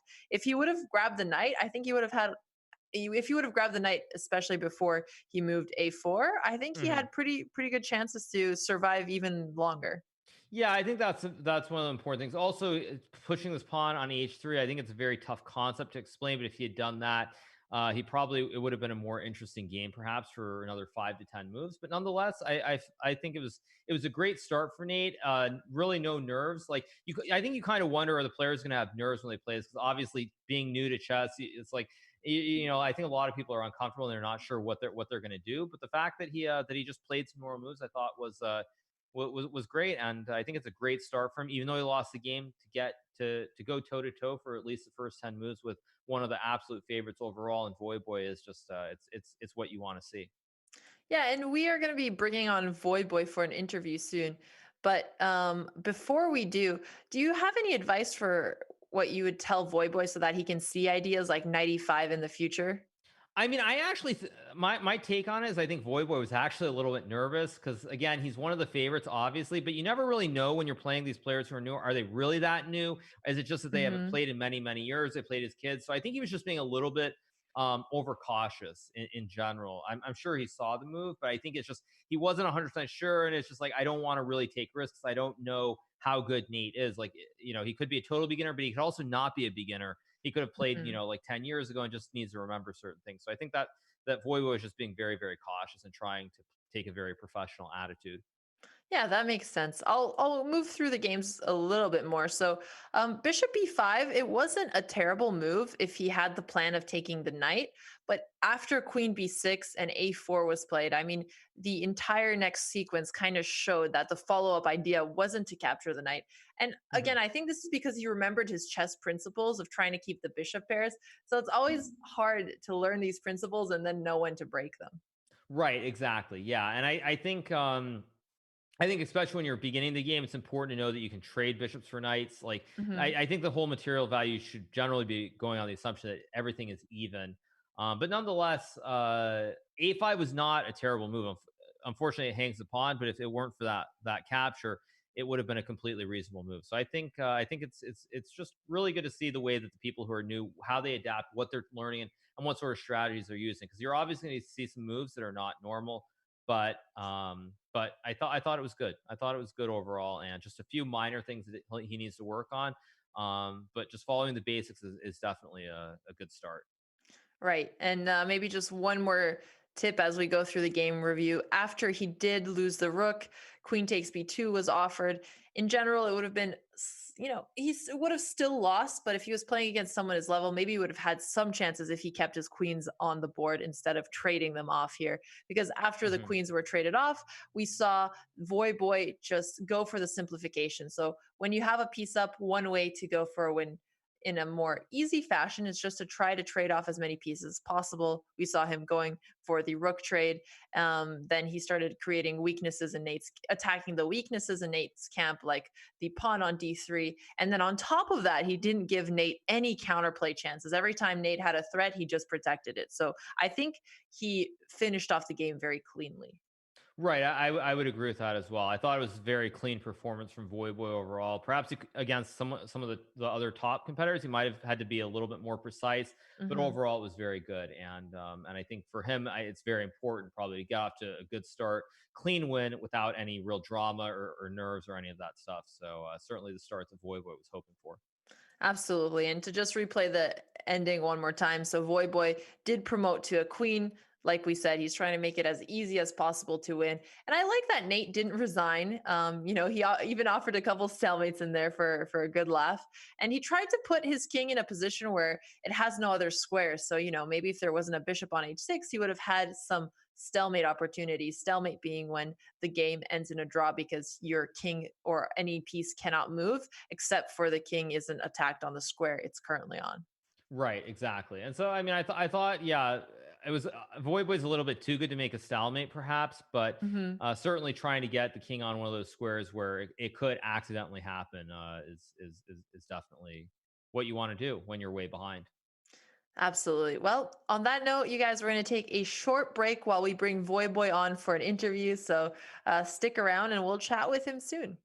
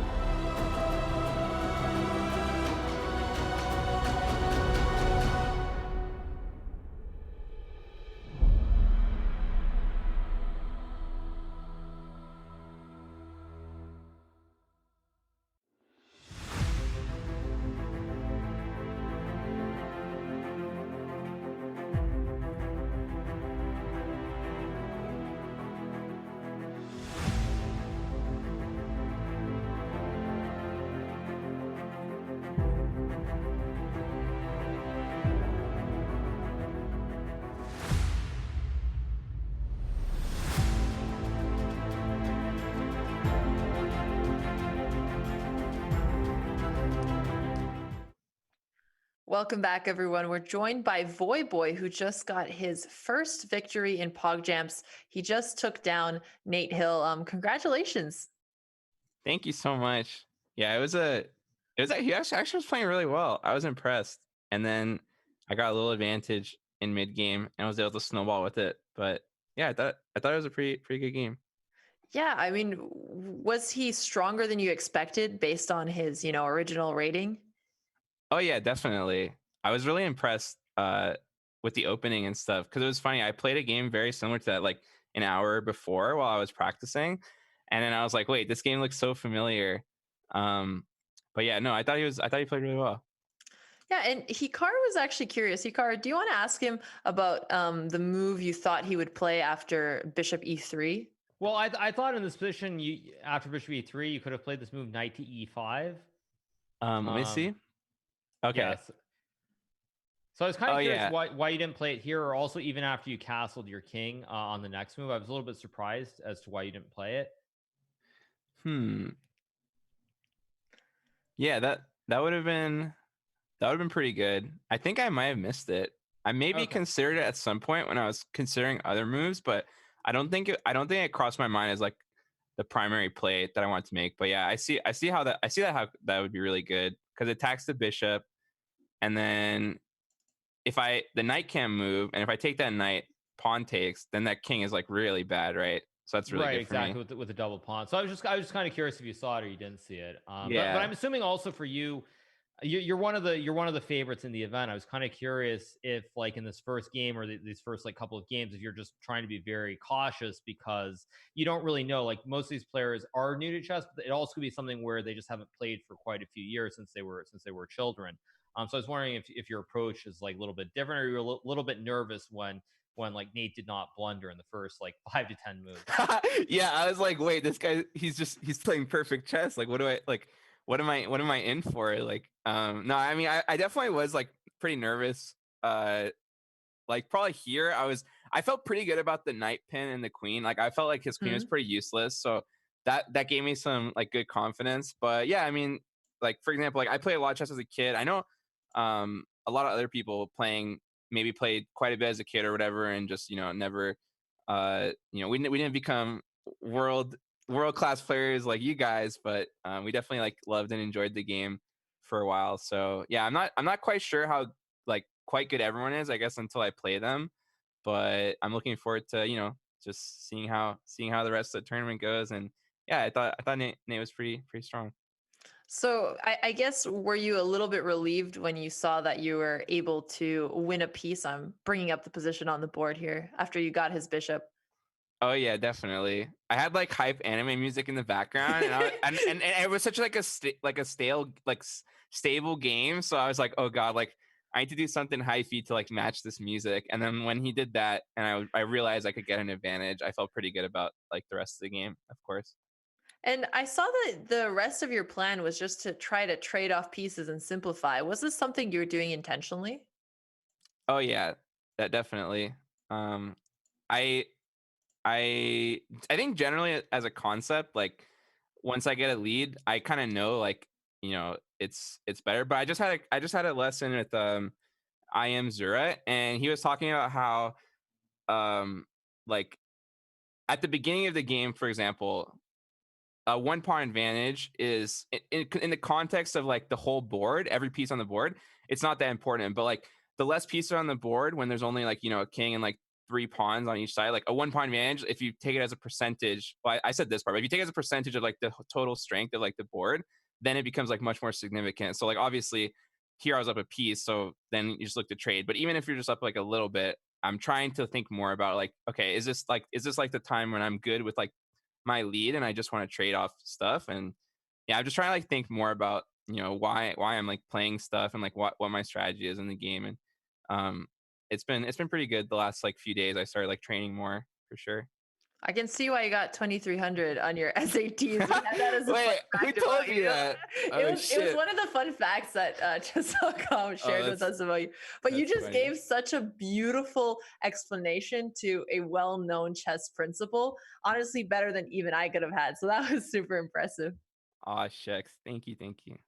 And another question. I saw that Nate offered some draws in that. Yeah, I started laughing because he did it once, and I was like, "Oh shit, he's trying to get me to misclick on it," and I said no, and he did it again, and I said no, and I was like, "I hope he just keeps offering a draw like the rest of the game." Like I would honestly have been like happy with that. That's pretty good.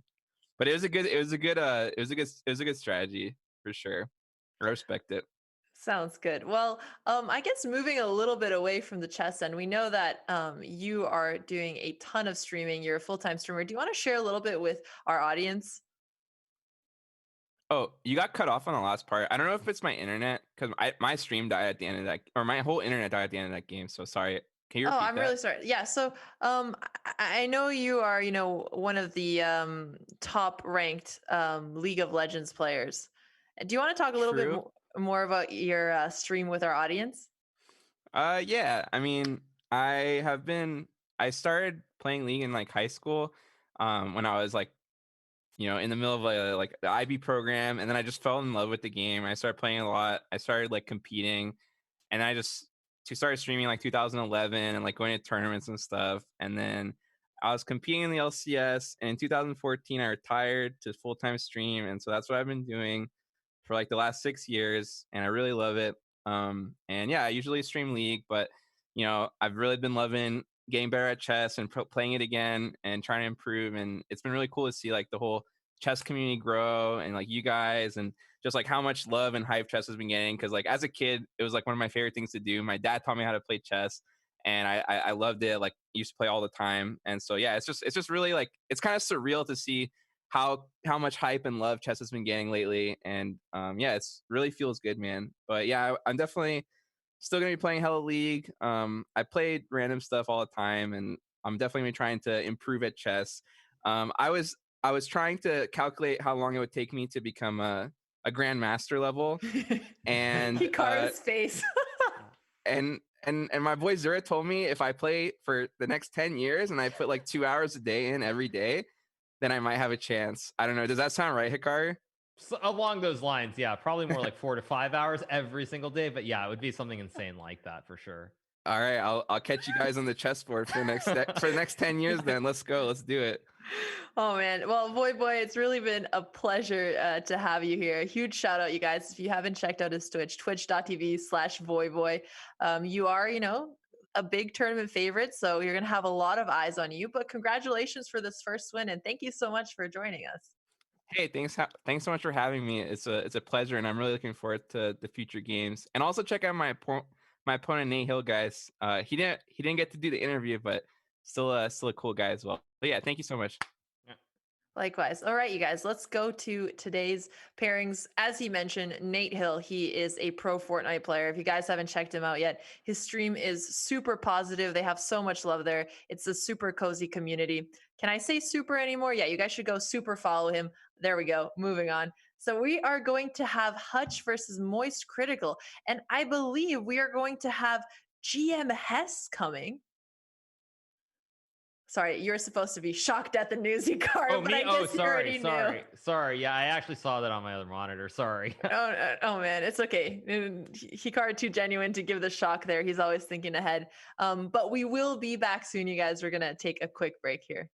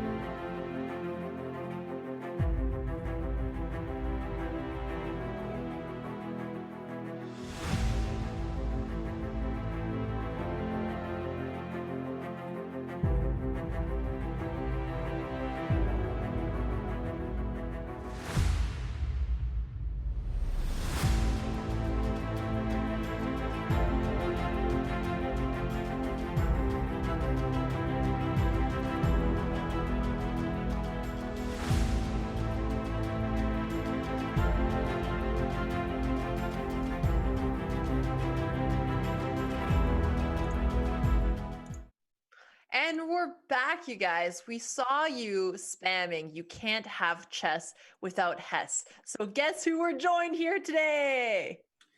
Well, I didn't really have a choice. When the chat beckons, here I am, and you guys have been doing an excellent job. Oh, thank you so much, Robert. And I know you've been doing quite a bit of coaching work as well. Can you tell us more about it? Sure.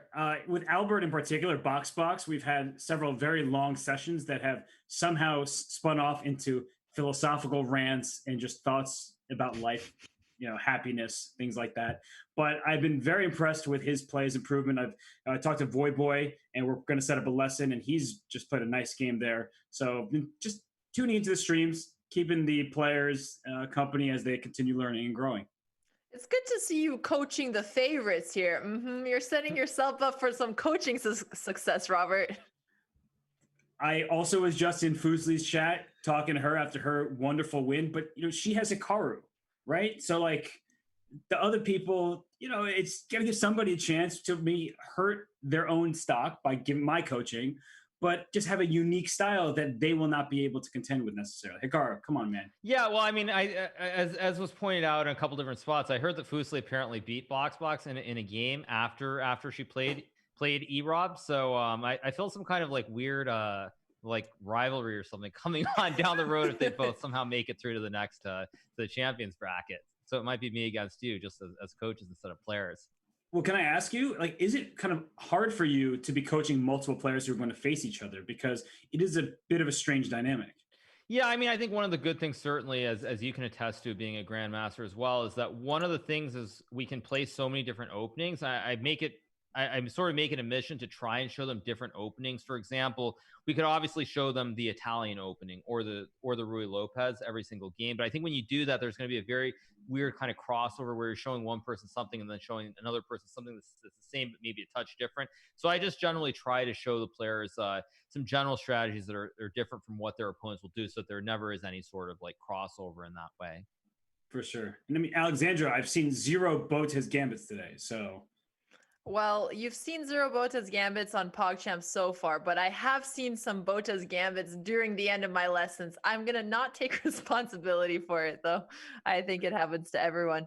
But speaking of coaching, do you guys have any insight into who you think has been making the most improvement so far?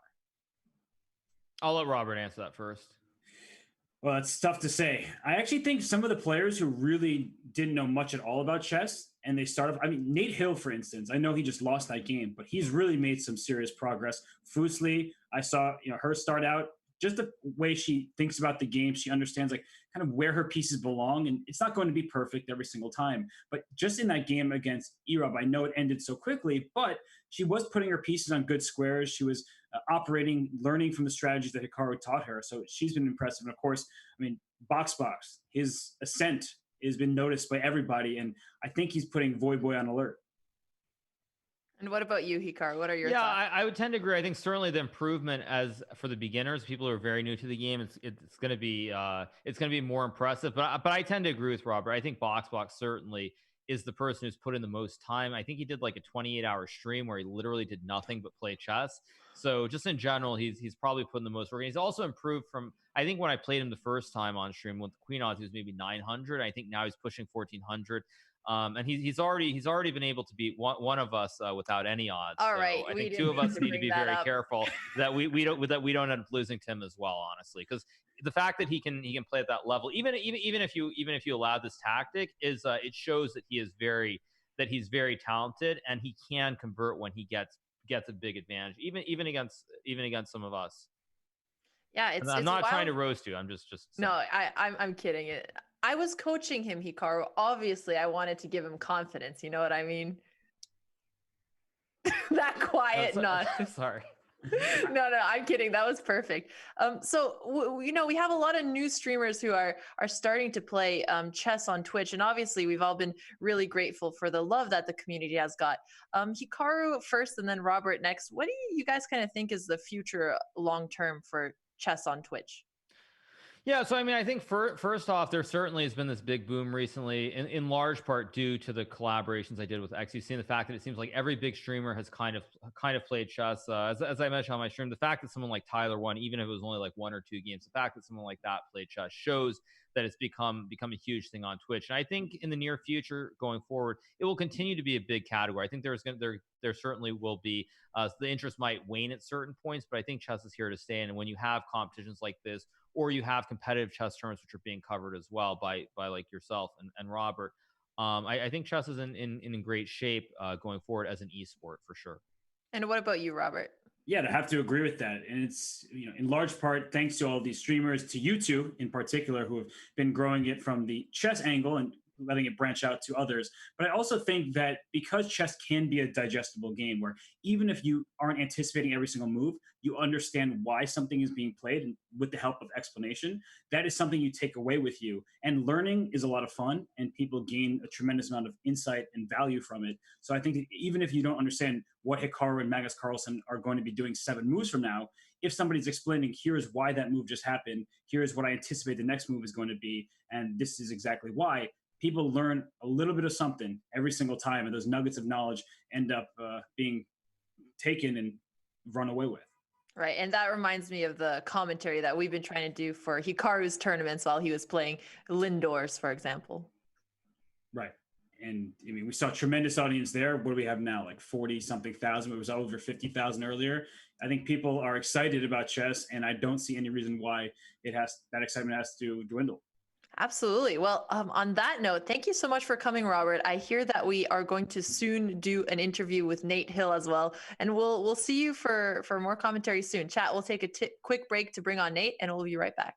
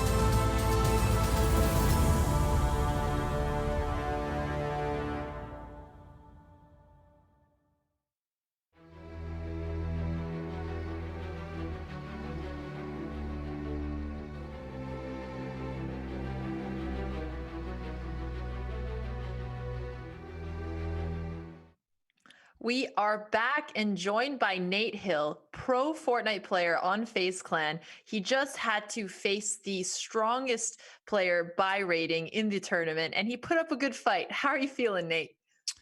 Good fight. That's very generous of you to say. Thank you so much. I'm feeling fine. I expected to lose that match. I've seen Voyboy, and I know he's pretty good, and he's played chess for a long time. And I kind of expected to lose earlier than that, so I'm feeling okay. Yeah, that's something Hikaru was saying as well. To go up against someone so strong, even before the game, we said we would consider it a success if you're able to get out of the opening and try to survive longer. And you're able to do that. So huge congrats. Thank you very much. Yeah, it felt close for a really long time. And I think that was the longest time it took for me to lose a piece, but eventually it all crumbled at some point. It was a tough opening. Do you feel like if you were playing an opponent more similar to your level, this game based on the opening would have went differently? Yeah, I think it was pretty decent. I've actually never seen anybody play the way he did. I don't know what it's called, what he did, but I don't think I played against it. It Yeah, seemed so different. so one thing that we were discussing is since Alexandra coached you, I actually asked her at the start when I asked what you would play, which was E4, and I told her that Voyboy plays C5. She sort of had this horror on her face because Oh, she really? realized she hadn't shown you any setup Oh, against come this on, opening. Alex. But you played the opening well. I taught you principles, and you didn't Yes. lose because of the opening. Your opening was solid. I'm Yes. just gonna say that. I remember Right, the so- core things that you said. Sorry, go ahead. Yeah, so I was just going to say, I think we were both very impressed that for someone who's very new to the game and having never really seen this opening setup, that you did survive for quite a while. And against the top ranked player in the event, you were sort of going toe to toe with him for the first about 10 to 11 moves. So it was very impressive to see. Yeah, and actually, I'm bringing up the board. If you can see it in the Zoom call, Nate, Yes. after Queen B6. So here, if you would have captured his knight on C6, you would have actually had a pretty decent position. I was wondering if the reason why you didn't take that was because you didn't want to give up the bishop pair. Yeah, I was that, and I just didn't feel like I should have went a little harder, I guess, there earlier. I just thought I could defend it with the pawn, but for some reason that didn't work. I guess trading Yeah. would have been definitely better there.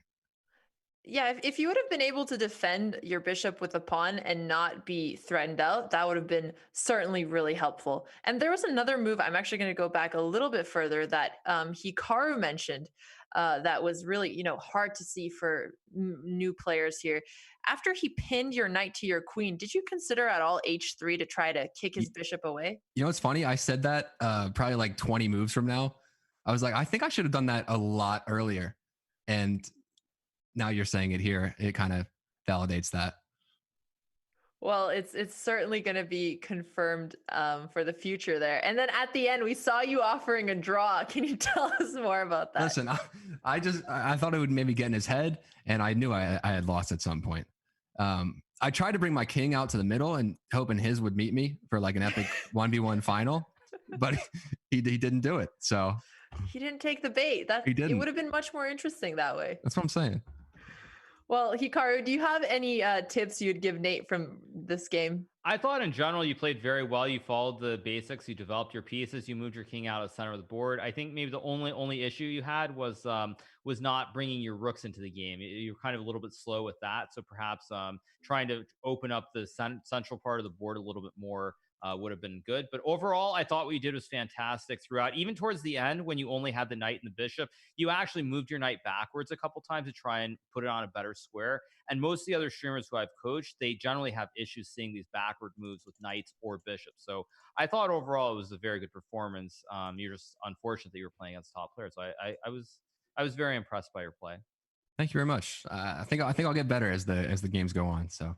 Yeah, and I think in the next games where you play players who are more similar to your rating, it's going to feel like a very different game for you. Right. Well, moving a little bit away from the chess conversation, I know I already mentioned that you're a pro Fortnite streamer and you have a really positive chat. Is there anything else you can share more about how you got into streaming in the first place? So I basically got into streaming just because I wanted to play games professionally, and it was very hard to get noticed. I thought without showing myself and my gameplay to the world. And luckily, like 9 months after not streaming for a bunch of people, just grinding every single day, finally started to get noticed, started to win some tournaments, and people started to find me. And from there, it's been really great. I've been streaming for like 2.5 years now, almost every day. And it's been incredibly fun. Well, it must be pretty difficult to, stream and grind the same game over and over again. Are there any other games you stream as well, or mostly focused on Fortnite? I pretty much only play Fortnite on stream. I'll play a little bit like Hearthstone, which is a card game, really fun. Dota, Guitar Hero, but mainly Fortnite just because the competitive schedule is it's just always going on. It's never ending. So we got to stay on top of the game. And that's what my people know me for and love to watch. So. Makes sense. I mean, Hikaru and I have played some Fortnite. Hikaru is better than I am, but I also really enjoy the game. Can you tell us a little bit about what it's like to live the life of a professional Fortnite player? There's not too much to it. It's just, I think you guys know how much time you put into chess. It's similar to that. Like, we don't leave our house too much. I'm kind of just hanging out here with the chat and the viewers and just practicing and grinding every day. And yeah, it's not that interesting, is it? Oh, well, The life of a pro gamer. I mean, chess player. I guess it's interesting to watch on the outside, but then when Mhm. you're actually the pro player, you see all the hours of grind you're putting in. And Hikaru, you Exactly. can speak more on this as well. Yeah, I was gonna say I think it's very similar with chess. The only difference being that chess most of the time is an over the board game, so you play it in person as opposed to online. But it's the same sort of thing, like when you're doing scrims. With your teammates in chess, it's the same kind of thing where you're not doing scrims, but you're always practicing and studying opening strategies, whether it's with people that you know or with computers. So the lifestyle is quite similar for the most part. So it makes a lot of sense. Well, Nate, thank you so much for joining us, chat. If you guys want to watch some awesome Fortnite and a ton of positivity, go to twitch.tv/Nate Hill. We got his username. Thank you so much for joining us, Nate, and being a good sport, regardless of the result. Thanks, Alex. Thanks, Hikaru. See you guys soon.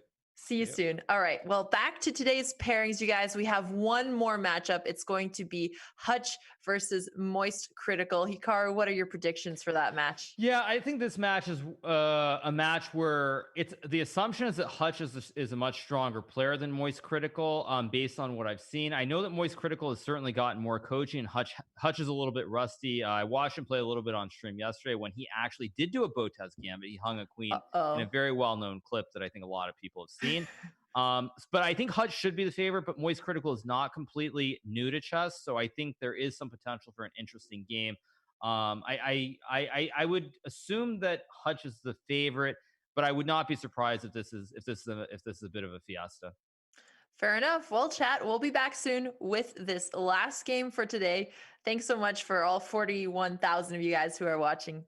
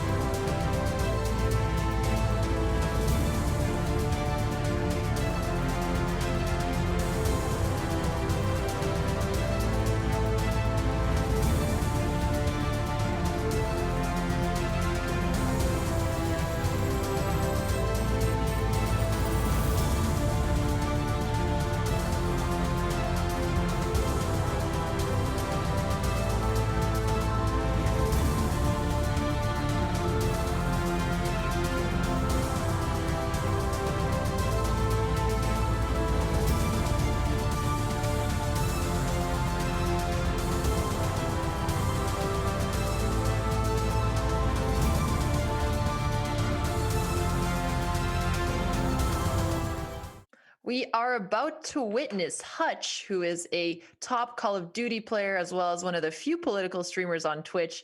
His Chess.com rating is about 1,300. Take on Critical, who is a huge YouTuber. He has about 5 million subscribers, and he follows a ton of current trends. His Chess.com rating is around 665. They are going to face off in the last game of today. Moist Critical is going to have the white pieces. We'll see how he's able to handle such a higher rated opponent. Hikaru, I asked you this before. Would you give him the same advice you would have given Nate Hill? No, I actually think Critical is certainly a little bit more experienced with chess. I think he should definitely be confident. Obviously, he's a big underdog, but I do think he has some chances based on what I've seen. He has certain moments of brilliance. Sorry, I just saw someone write something funny in chat, so ignore my laughing. But basically, I think he needs to be confident, and if he's confident, maybe he can pull off a surprise. Certainly, Hutch is much more experienced. He's played a lot of chess, but I do think there is a chance for an upset here. What's that? I was joking. Try not to laugh. The same meme chat always. Yeah. Well, it's hold it in. I'm well aware. But yes. Anyway, I think Charlie has a chance. But I think he needs to be very confident and believe in himself. The one thing I will say is I think both players are also going to be a little bit slower this game. I think they're going to think quite a bit more. So this should be a good match. But I think the game is underway, right? Yep, I'm following it. So we got Hutch with the black pieces, Moist Critical with the white pieces. And he's taken some time here before his first move. What are your thoughts on that? Oh, he didn't realize the game had started. Okay, hopefully that's the case. No, he didn't. Based on his reaction, he clearly didn't realize. Okay, so does he realize? Oh, the game's probably gonna be a board. They'll just restart. Yeah. Yeah, he just doesn't realize. I don't think. Yeah, I don't think he has the tab open. I don't think he's trying to give Hutch any time advantages here. So I guess in another 15 seconds, the game might be aborted. Yeah, I think the game should be aborted. I think, and then they just restart. I think clearly Charlie's just unaware. So yeah. Yeah, it looks like he's fixing his webcam. Okay, chat, don't worry. We will be back with their game very soon. And do you know how long Hutch has been playing chess for? I don't know how long he's been playing, but I know that Hutch certainly has done events in the past. I think he did an event where he played against John Urschel in 2017. I think they played quite a long match. So he clearly has played a fair amount of chess, but I don't think he's been playing that much chess recently. I think he's been playing much more Call of Duty over the last year or so. But certainly he is one of the favorites. So it's going to be interesting to see how he does, considering that the other favorites, well, we've only seen Voyboy, but Voyboy being one of the other favorites had a very smooth first game. So it'll be interesting to see how the other favorites in the event start off. Absolutely. And while we wait for him to set up, we do have the schedule as well, since we are about to see the last game today. Tomorrow, June 6th, the matches are going to be starting at 12 p.m. Pacific. And we'll pull up a schedule so that you guys can see the players who are going to be live tomorrow. Also, in the meantime, Moist Critical is still getting set up. Here we go. We have the schedule. So tomorrow is the 6th. We're going to have it's Slicker versus Nim and Yasuo versus XQC. So that's going to be a ton of fun. And we have takeoff. All right, let's get back to the game. So we have E4, E5, Knight F3, Knight C6. Okay.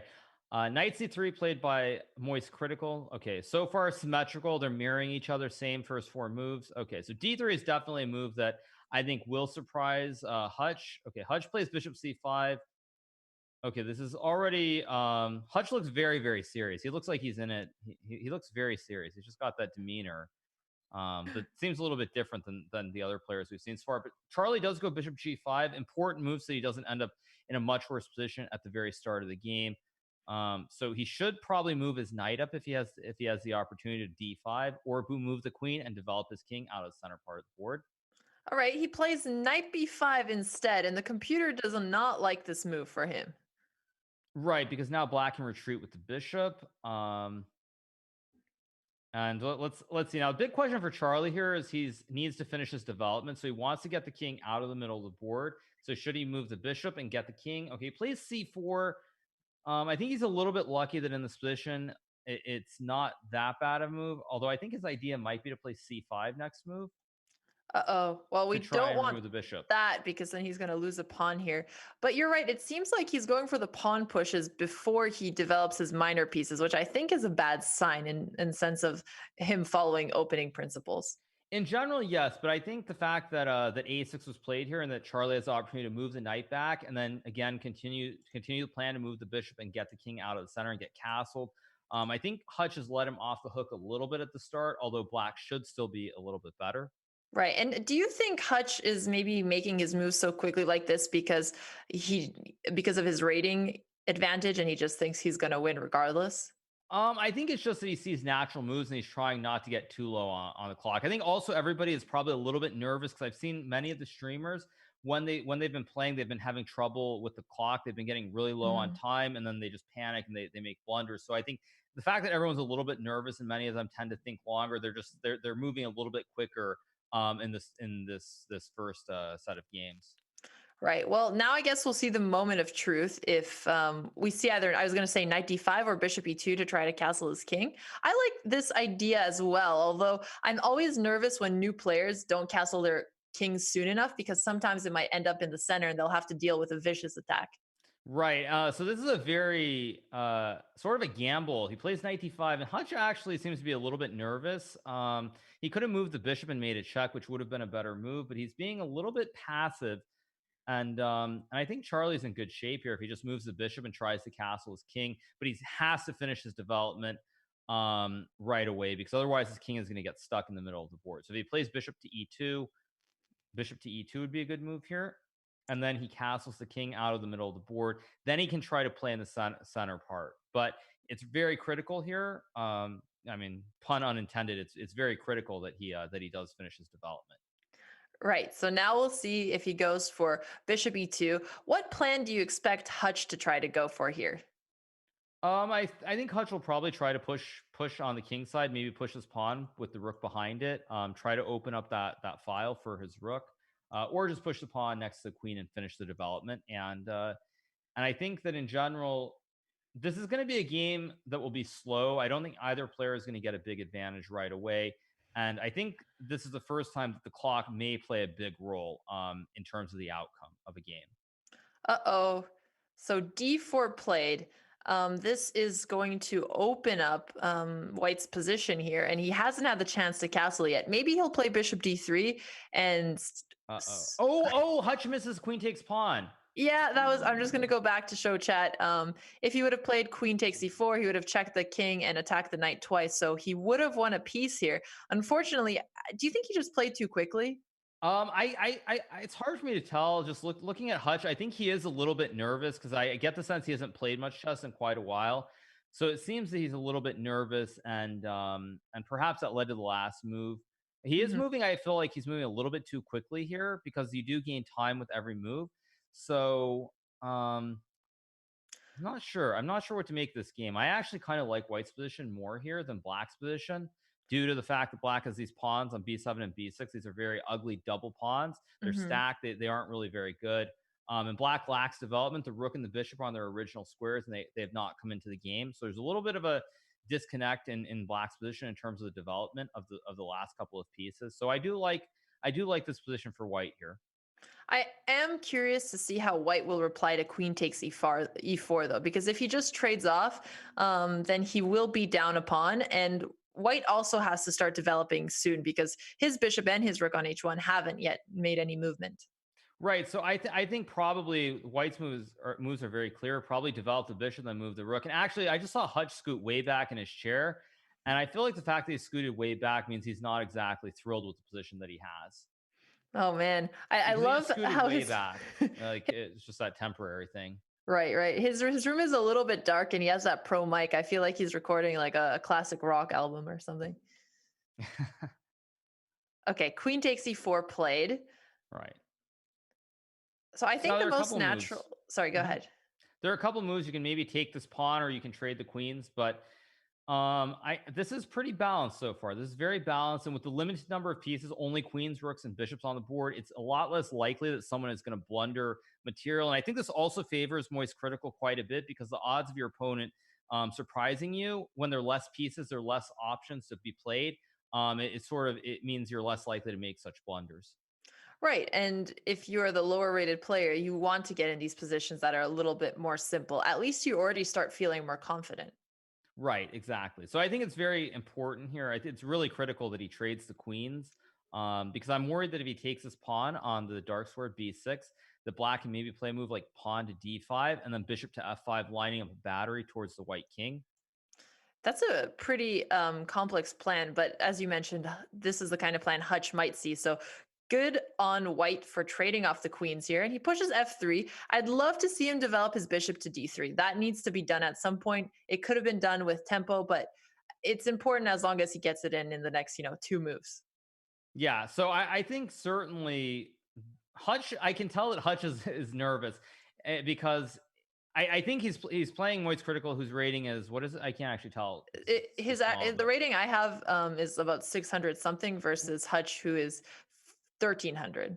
Right. So it seems very clear to me that when you look at this, Hutch is certainly nervous, because when you're playing someone who's 600-700 points lower rated than you, you feel that if you just play normal moves, you don't make any big mistakes, you should just win the game. And the fact that this is not clear at all, like I think you can tell that Hutch is just a little bit nervous. Right, right. And I know that you have watched Hutch before in the past, so you can also tell a little bit of his mannerisms. Yeah, I think it's very critical, though. This is one thing that a lot of the newer players have issues with, is bringing the last couple of pieces into the game, and it's very important that you bring all your forces in. So moving this bishop and then bringing the rook from the H file to the E1 square is very, very important. And if you don't do that, you end up, it's hard to ooh, and that was a mistake. I don't know if that was a mouse slip or not, but that was a big mistake. He needed to move the bishop up one more square. Yeah, I was trying to watch for some reactions there. Yeah, Moy's critical. He's looking And, down. Yeah. He knows what he's done.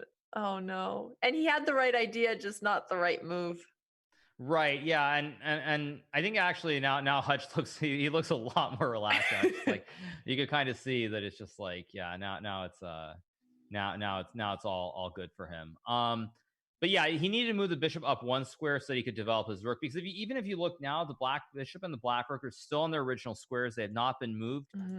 So there was an advantage for white that you could bring the forces in before black could bring that bishop and rook into the game. So I Rook think d6 I really like, because he might be a piece down, but at least he's blocking the pawn from moving to anywhere on the d file, and he's keeping that bishop locked in on c8. Right, exactly. So I think it's looking, of course, very grim for Moist Critical, but still the fact that he can maybe keep the bishop and the rook locked in where they can't come into the game, especially if plays a move like pawn to c5, there are still some small possibilities that he might be able to survive this somehow. So one strategy I explained before was desperados. I know, of course, you know what it means, but for the audience, it's when you're in a worse position. So you try to go for moves that are not necessarily the most accurate, but they have the highest likelihood that your opponent will make some kind of mistake. Do you see any of that kind of plan for white here? Not really. I guess if you could somehow remove this rook from this E2 square, you could get the rook off of this E file, and you could bring a rook to E1 and move the rook up the board. Maybe there would be some chances, but I think it's pretty hopeless. And you can tell that Charlie just leaned back and just like with a little bit of a grimace. He knows that he missed an opportunity. Yeah, and that was tough because it's really hard to train for blunders like that. Do you have any tips? I think in general, it's just try to see where you can move the piece where it's not under attack. And in this case, it was a much simpler position because there were a lot less pieces on the board. But I think it's a combination of look at the squares, see if there's something that can capture your piece. And then if there is, look for other squares you can move, like with that bishop only having 2 squares. It's one of those situations where you just need to use a little bit more time to find the right idea, to look for the square to finish the development where you aren't going to be giving up anything. Yeah, good point. And I just pulled that up on the board to show. We do have Hutch playing rook e6, so he's going for that same simplification plan that Voyboy went for when he's up material. He's just trying to trade off. Right. So that's the one thing when your opponents have a lot less force. And actually, I remember this. I think Albert said this. I remember I was watching. I think it was maybe like 5 days ago. I was watching Albert and Fooslie play a game, and Albert said something about like, have you played Hikaru with the queen odds? And I think that's right when I actually played Fooslie. And what he said is that like, don't worry if you make trades, because it means your opponent Hikaru will have less pieces to try and attack your king with. And so in such situations where you have big material advantage, like you're up by a bishop or a bishop knight, or even like a rook or a queen, you are willing to give back like rooks and bishops, or even just exchange them, because that means your opponent will have less of the major pieces to attack with. Right. So based on that, would your advice for him be to move his rook back in this position? Yeah, I think moving the rook back is best, because now again what happens is now Hutch will exchange one of the rooks, so white has one less rook on the board to attack with. And this means with one lone rook, you really can't really attack the king and make a checkmate. You usually need like a rook combined with a bishop, a queen, or a knight. You need 2 pieces to attack the king effectively. Right. And Hutch just continues playing accurately now. He plays b takes c4. He gobbled up another pawn. And soon he'll be able to push b5, get his bishop out, even if he loses a pawn. And once his bishop is into the game and his rook is also activated, he'll convert to a win. Exactly. Yeah. So I think this is pretty hopeless, but maybe there's a chance. I guess now Moist Critical is trying to push the pawns up the board to gain some space and maybe create some hope of a checkmate. Well, I like that he's doing that. You know, he's not just sitting here saying, GG, the game is over. He's trying to go for that expansion. And that's actually something I really love from watching players at different levels compete. Obviously, we see a lot more resignations at the Grandmaster stage, but earlier on, people are still hopeful about their chances, even if it's, not going to happen. Right, but I would say that's a good thing because there are the opportunities that your opponent will not make the checkmate. They might stalemate you by accidentally, where they don't put the Mhm. king in check and you have no moves with your king. So I think in general it's reasonable to keep playing on. And I think here he's only down one bishop, so it's always worthwhile to keep playing. I would not expect people to make resignations because the odds of blunders are pretty high here. No, that's true, but it's hard to hear you as a super GM say only down one bishop. Right, but again, I mean, I think that's the thing is you have to remember these players are not going to find the absolute best moves, so there always is the possibility of mistakes, and I think that's why also when you look at chess across the board, pretty much outside of like the grandmaster level, even you will see Mhm. mistakes. People will make Of will make course. small blunders or big blunders, and there almost always is a chance that you can come back. Right. And here, I mean, if Hutch would make some really big mistakes, say g6, king g8, and somehow Moist can get his rook to e8, then he actually does have some checkmate threats. And Mhm. let's see if I don't think Hutch will play king g8, but that would be one example. Right. I think that would have been a way to try and self checkmate yourself. Right. But at this point, I don't think it's going to happen because Hutch moved the king towards the center, and now again, you see with the lone rook, you can't really attack the king here. Right. Well, hopefully he doesn't move his rook away from this threat. I guess another idea he can try is, just move his rook around, try to go for the h7 pawn. Hutch will then just defend it. I guess I don't know. It's really hard to give advice here. I think the only thing you should do is just keep playing and hope that there's some mistake. Maybe even a mouse slip. Right, exactly. I think it's definitely worthwhile to keep playing. I would not recommend resigning here. I think there's always a chance you could maybe move the rook over and try to win that pawn on g7 near the king, like something like rook d4, and then move the rook over to f line and then move it down. So you could see something like that. So definitely he should keep playing. Right. And what is your general advice for people who are new to chess in terms of resigning? Should they ever resign? I would say they should not resign. I think you certainly should play on, unless you're playing someone who's like a grandmaster, where a grandmaster will literally never make a major mistake. I think certainly you should always play on up until maybe your opponent is 1,000 or higher than that. You should never resign. Never resign. That's good advice, chat. You heard it here first. Never resign. Critical, however, is getting low on the clock as well, about 2 minutes. This will be a good training game, even for that situation, though, because learning to play quickly with time pressure is another skill as well. Right. So I think this is the one thing that has surprised me so far. Maybe it's because two of the three matches have not been what I would say balanced. But I'm expecting that there will be matches where both players get very low on the clock and they have to make moves under pressure. And I think that's when having some sort of experience with that will be advantageous as opposed to say not having played any games where you're under that sort of pressure. Right. And you guys, if you have been enjoying these matches, thanks again to 44,000 of you. We do have the schedule. If you guys want to give the channel a follow so that you can see all of the awesome Chess.com events that have been going on, we'd obviously appreciate it. And then it would help bring more viewership to all of the streamers who are involved. Yeah, okay. So on that end, I like that he didn't play rook f5 to get the rook captured, but he's still going for that idea to put pressure on the pawn on g7. Right, and that is a good idea. I think at this point it's pretty hopeless, but the fact that he's still finding moves that attack pieces, that's really the most you can hope for at this point in the game. So I do like what he's doing. Of course, Hutch doesn't fall for it. King f6, he defends it.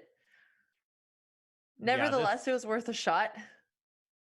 Yeah, this is pretty hopeless because what's going to happen is he'll lose that pawn and black can push the pawn down the board. And I think you can see that Charlie at this point he realizes that it's kind of gone wrong because he is smiling a little bit.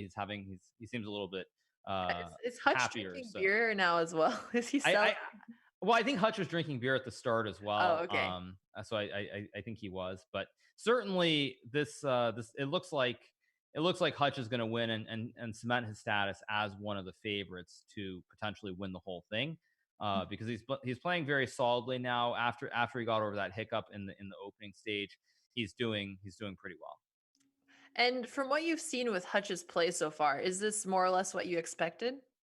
Yeah, I think Hutch is very solid. I think the danger could be that because he seems so solid, his opponents, some of the other people, might be very dangerous and try to surprise him in the opening phase of the game. And if he doesn't react in a very sharp or very precise manner, he could get into trouble. Because in this game, he just traded pieces when he could have won this pawn on e4 early on, and so he might have to be a little bit more precise. But again, it's the first game. Obviously, he's playing against someone who he perceives to be significantly lower rated, so you're not going to be as sharp in a way.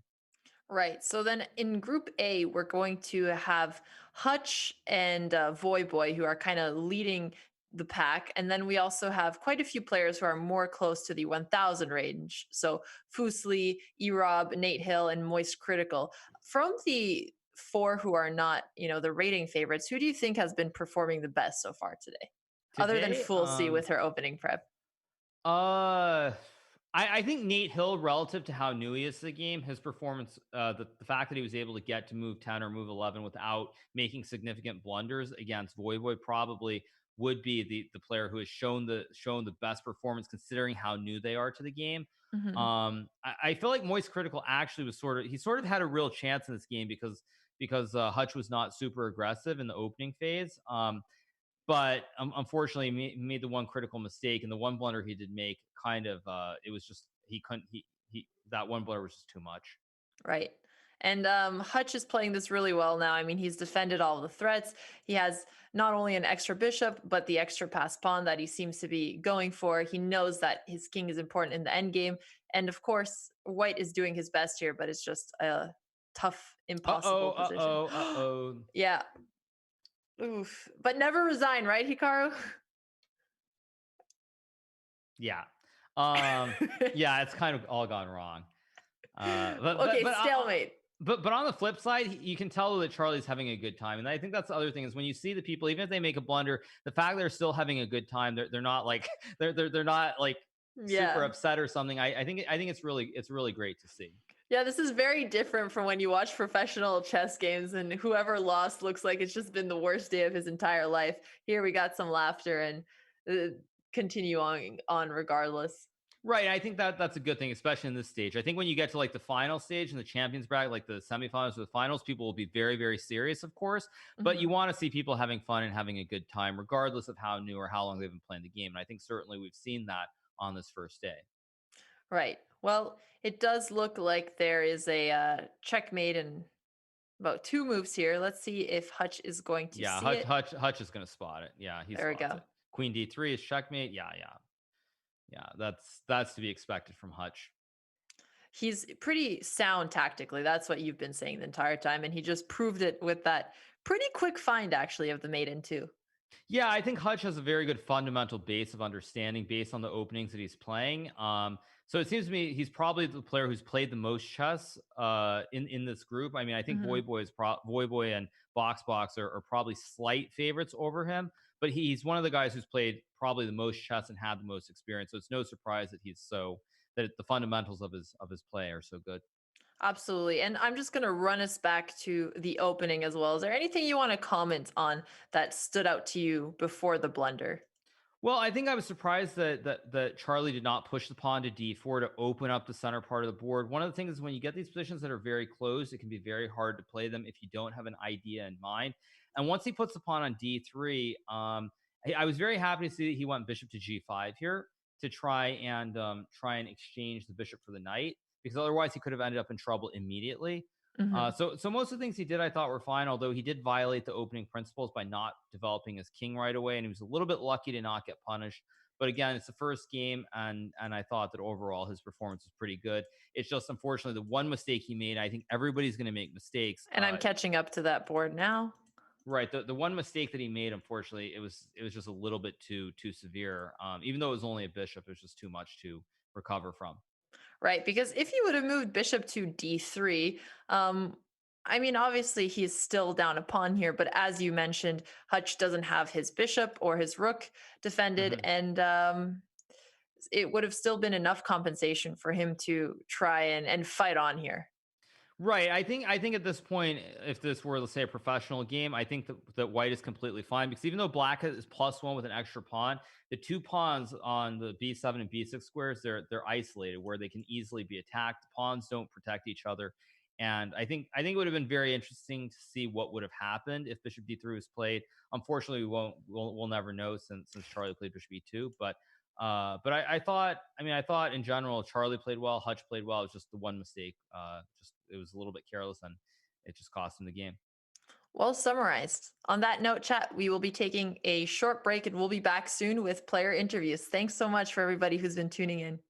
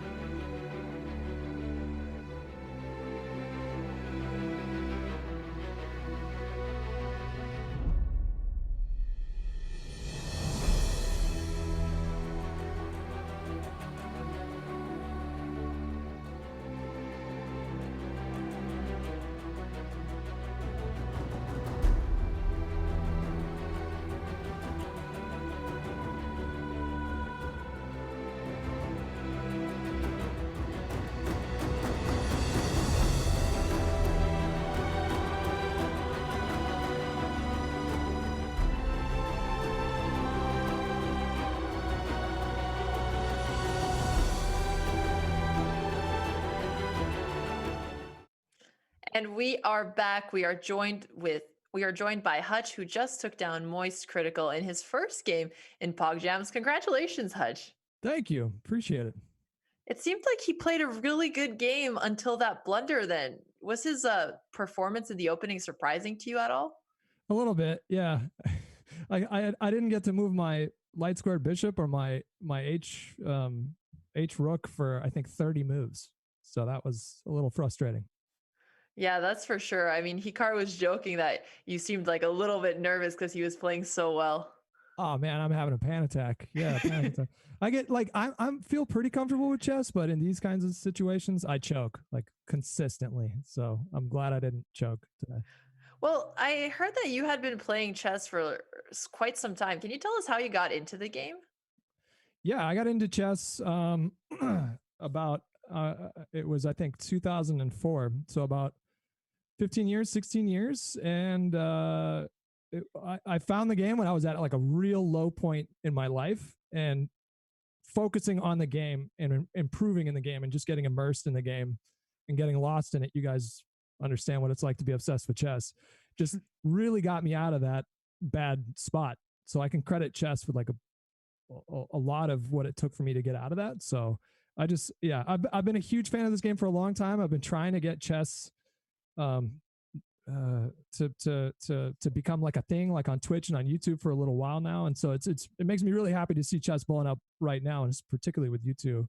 I think you guys are doing something really cool here. So congrats. Yeah, we really appreciate those words. And in terms of the players that you're going to go against in your division, obviously Voyboy is going to be a big rival. You got any strategy to try to take him down? I'm definitely going to pull up his VODs and watch some of his games and see what kind of openings he likes, that kind of thing. I think I have time before I play him though, right? Like I think it's not for another couple weeks maybe, but yeah, he looks like a pretty strong player. I watched him play Nate. Yeah, he has been playing very well. I know he's been putting in quite a bit of training time. And I know that you've been preparing to do some coaching as well, but things have been pretty crazy on your stream. Do you want to tell the audience a little bit about that? Do you want to be, what do you mean? Like, okay, yeah, let me not throw you some hard questions here. I know that you're a Call of Duty streamer, but you also do politics on Twitch. And obviously right now has been a time in the US where politics is at the forefront of everything. So you've been tackling some hard issues on stream. Yeah, I wanted to get lessons from you this week, and then things really started popping off in the streets, and I wanted to take this week to really like be engaged in that, and I went out and marched a couple days ago, and so I appreciate you guys giving me the lessons and offering me that kind of thing, and I'm sorry I couldn't make time for that, but there's like a huge pivotal social event going on in the world right now, so I couldn't miss that.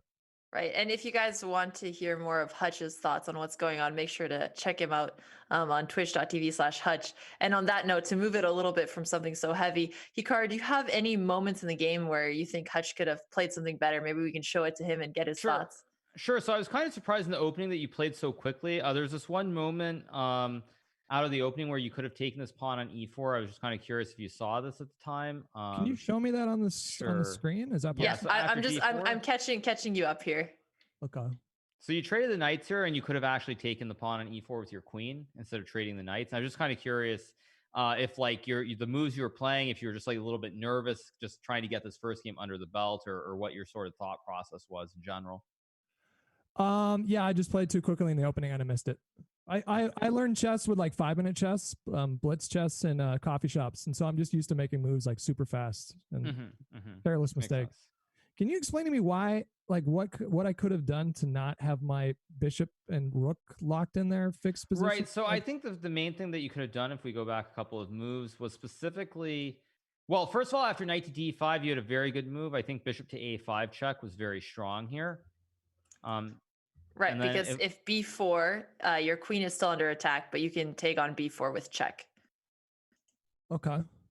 So that was the first thing I thought you could have done. The other thing you could have done was, instead of allowing this knight d5, you actually didn't need to push the knight back right away to c3. Like, you could have just gone d6 right here, played like d6 and castles, and the knight doesn't really ever attack the pawn on c7 because your bishop guards it.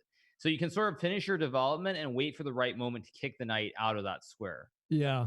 So I okay. think that was the big opportunity you had, because in the game it actually, if your opponent had not put the bishop on e2, if he'd gone bishop d3, it would have been very tricky because the bishop and rook were not coming into the game. Yeah. I had to plan like 5 moves ahead to try to just get them out of that little box. I had to move my king up to support the pawn at one point at the end game there. And then I was, at that point, I Followed up was, to the endgame. yeah. Well, you actually played the endgame really well after you got the extra piece there. It was actually still tricky, even though you were up a full bishop. You had to figure out the plan of how to get out of the box there. So that was really impressive. Yeah, it took some, that was frustrating, honestly, because I felt like, yeah, that was frustrating. It's like the thing with chess though is that it'll get away with you before you even really understand. All it takes is like 2 imprecise moves, and all of a sudden you have 2 minor pieces just stuck for 30 moves, and that's just the way chess is. But that's one of the reasons why the game's so great. Right. Well, I mean, this was an awesome game from your end after you're able to get the bishop. And even though the opening was a little bit tricky, you managed to develop those pieces. And hopefully with Hikaru's tips in terms of playing a little bit more slowly in the opening, you do have more time, even as a blitz player. And the tip about how you could have left the knight on b5, we'll see even a little more improvement for future games. Yeah, I'm taking notes. Well, thank you so much for joining us, Hutch. And once again, chat, if you like Call of Duties or politics, check him out on Twitch and on YouTube. I know you have a really large YouTube following as well. Thank you. I really, really appreciate you guys taking the time to give me some lessons here and putting on this event. I think it's great what you guys are doing. Thank you so much, Hutch, for helping popularize chess. We'll now go to the pairing and we'll see you soon. Okay. Thank you, guys. Good luck. All right, chat. So these are the games we saw today. We saw Fooslie take down E-Rob. We saw Voyboy take down Nate Hill. And we just saw Hutch take down Moist Critical. Hikaru basically kind of predicted these results. Anything you'd like to add? No, I mean, I thought it was a lot of fun. The first game, especially being probably the closest match of the 3 matches. I think Voyboy was a big favorite. Hutch was as well. But I think certainly with the first game, when players are evenly matched, you see a lot of interesting games. And I think we're going to see more pairings, which are going to be more evenly balanced, and we're going to get some great play. And there definitely are going to be some games where both players don't have a lot of time, and there's going to be real pressure. So I'm just looking forward to seeing the next set of games. And tomorrow, especially, I'm really excited for the game between XQC and Yasuo. I think that is a game that has a lot of potential to be full of blunders and full of drama. So I'm really looking forward to that one, especially on day 2. Well, until then, we have one more interview, chat. We're going to go to a quick break to set it up, and we'll be back with Moist Critical.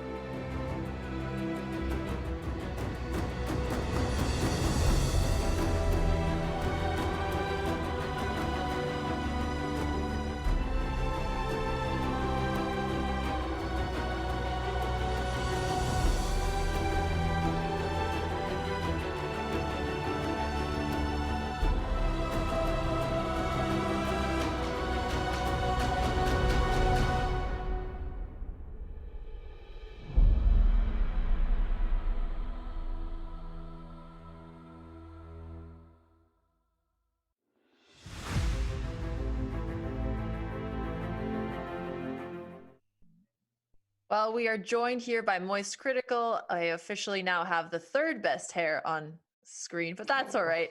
Moist Critical, thanks so much for the fantastic performance you did today, all the way until that bishop blunder. Can you get us in your head a little bit? What happened there? Well, you see, I had one plan in mind all day. I wanted to play high octane fundamentals, and then all at once I took a shit. I have no real excuse for what happened with that bishop. I'm sure my coach Daniel, GM Turbo GM, Eternal GM Daniel, will definitely have some words on that play for me. But I just crumbled under the pressure. And I'm trying to load the game. I'll get it started soon. But did you consider moving your bishop instead to one square over to d3 on that move? Yep, that's what I wanted to do initially, and then I just started to, I don't know, I guess rush. I think I still had like 5 minutes, 30 seconds or something around that point, and I think I was just trying to push a little too fast and didn't analyze properly. Fair enough. And Hikaru, do you have any comments on the speed of which he played his opening? I actually thought you played very well. Certainly, you hadn't prepared for this opening setup, but I liked what you did, getting rid of your bishop early for the knight and then putting your knight in the center of the board. I thought pretty much most of the game you played very logical, very straightforward moves until you hung this bishop. So I thought what you did today, if you do that in the upcoming games, certainly will bode well for your chances. So I thought you did pretty well. It was difficult because you were playing someone who was much higher ranked than you were, but you got a good position. And I think you were doing fine until about move 20 or around there until you hung the bishop. So definitely very good. Thank you, man. So what is this I hear about you saying XQC will probably beat me? Are you talking some shit? Did I say that? I don't know. Someone was saying that. I don't think I actually said that. That is trying to meme you. Oh, okay, that's right. I mean, I might have said something like I thought he's a better chance of making the champions bracket, but I didn't say anything specific about him being better than you. All right, good. Yeah, because there's no chance. I'm gonna make this like a WWE promotional. There is no fucking chance I lose to XQC. If I lose to XQC, okay. I retire from chess forever. By the way, there is a chance you will play him. You do realize there's also a consolation bracket. So there is like probably a 1 in 4 chance that you're going to play him in the bracket after these 3 games. Oh, good. That man should not sleep. 1 in 3. He should stay up every single night, all night, practicing chess for this showdown. I mean, that's fair, and it would be more intimidating if we aren't about to pull up the position with Bishop E2. That is a low blow for no reason. I don't know why I deserve to be ridiculed like that. I felt pretty confident up until then. Can we do a highlight reel, perhaps, like my phase montage of good chess moves? Well, yeah, let's start through, as Hikaru was saying, I mean, honestly, your opening really impressed us. And there were quite a few mismatched games today. So you were obviously the lower rated opponent going against Hutch, but you are the lower rated opponent who I think got the best position against your higher rated opponent. So that's actually a big accomplishment. To be decided by just one blunder shows that your fundamentals were pretty strong. Perfect. That's what I set out to do. That was the game plan today. Well, we really liked that knight to d5 move as well. I mean, you put your knight in the center right away. How did you start learning these opening principles so well? Well, I'd like to say it came to me in a dream as like a galaxy brain prodigy of chess, but unfortunately I was taught by one of the best in the business. I'm of course talking about the Omega GM, Daniel Naroditsky. If that's how you pronounce his last name. I'm sure he'll give me some shit if I pronounced it wrong. But yeah, he taught me quite a few things a couple days ago that I've been trying to implement into my repertoire of deadly chess moves. And can you tell us a little bit about how you got into chess originally? My grandpa taught me when I was young. We used to play on like a little fish board, or not a fish board, a chess board of pieces that were fish. He thought it'd be fun to teach me how to play. That's kind of cute. He probably knew that, oh, yes, son, one day you'll go up against the mighty XQC. And you've been just training for this moment your whole life. 100%. I'll be ready. I fell apart towards the end today, but I'm telling you, I'm going to be like a stone next time. Well, Hikaru, do you have any tips for Moist Critical for what he can try to improve that would make him improve as quickly as possible? I thought most of the stuff you did was very good. The only thing I would try to remember is that you should develop your piece and get your king out of the center of the board. That was the only thing. Like the way you played, it worked out. There was probably like one move when your opponent could have probably caused you some real danger. But overall, I thought it was good. Just remember that you want to be aggressive and attack, but you also need to move your bishop and get your king out of the center of the board before you go on the full offense. And before like you kick the high octane stuff really into gear. Yeah. I agree. I think I was just way too slow developing pieces. I think I had that bishop there like that entire game until I blundered it. So it really was Well, just... the funny thing is the way you played it, you got a very good position because when you push this pawn, it was actually a mistake, but it's the right idea to free space for your bishop so it can develop. Mhm. And you were probably much better actually in the game until you blundered the bishop, I think, because if you just go forward a couple moves, Alexandra. Yep. So this position after black takes and you take, what you should have done here was move the bishop to d3 right away. Yeah. Oops. Sorry, I tried to put it on the board and the board fine. went berserk. Yeah. So if you move the bishop out and then you like go back one more move. There we go. So if you go there and then you bring the other rook into the game, all your pieces are developed, and black's rook and his bishop are kind of stuck on their original squares because the way the pawns are, you can't bring them into the game quickly. Yeah, that makes sense. Yeah, I really should have played that d3 move. That was the first move I was going to make, but I just didn't feel too confident in it. I thought maybe I could try and do something like some kind of attack on his king side over there if I had placed the bishop more back. But well, one thing I would say, if you're looking to attack the black king, the bishop is almost always going to be better on the diagonal towards that square next to the king on h7. Mm-hmm. Like the bishop almost always will be better on that long diagonal. So if you reach positions where you can attack, you want the bishop on that diagonal instead of on the e2 square where it has less ideas towards the king. Yeah, that makes sense. And I just drew those on the board. Well, hopefully those tips are going to be somewhat helpful. We know that you also have a really big YouTube channel that you actually covered some chess drama there. Before we Yes. let you go, do you want to just tell chat a little bit more about what you do on YouTube so they can check you out if they're interested? I do. It's hard to find the right words for what I do. It's kind of like just an open diary of just crazy shit. It's like sometimes games, sometimes movie reviews. A lot of times I'm playing with sex toys and using them as weapons. Other times like music. It's just a whole bunch of different shit.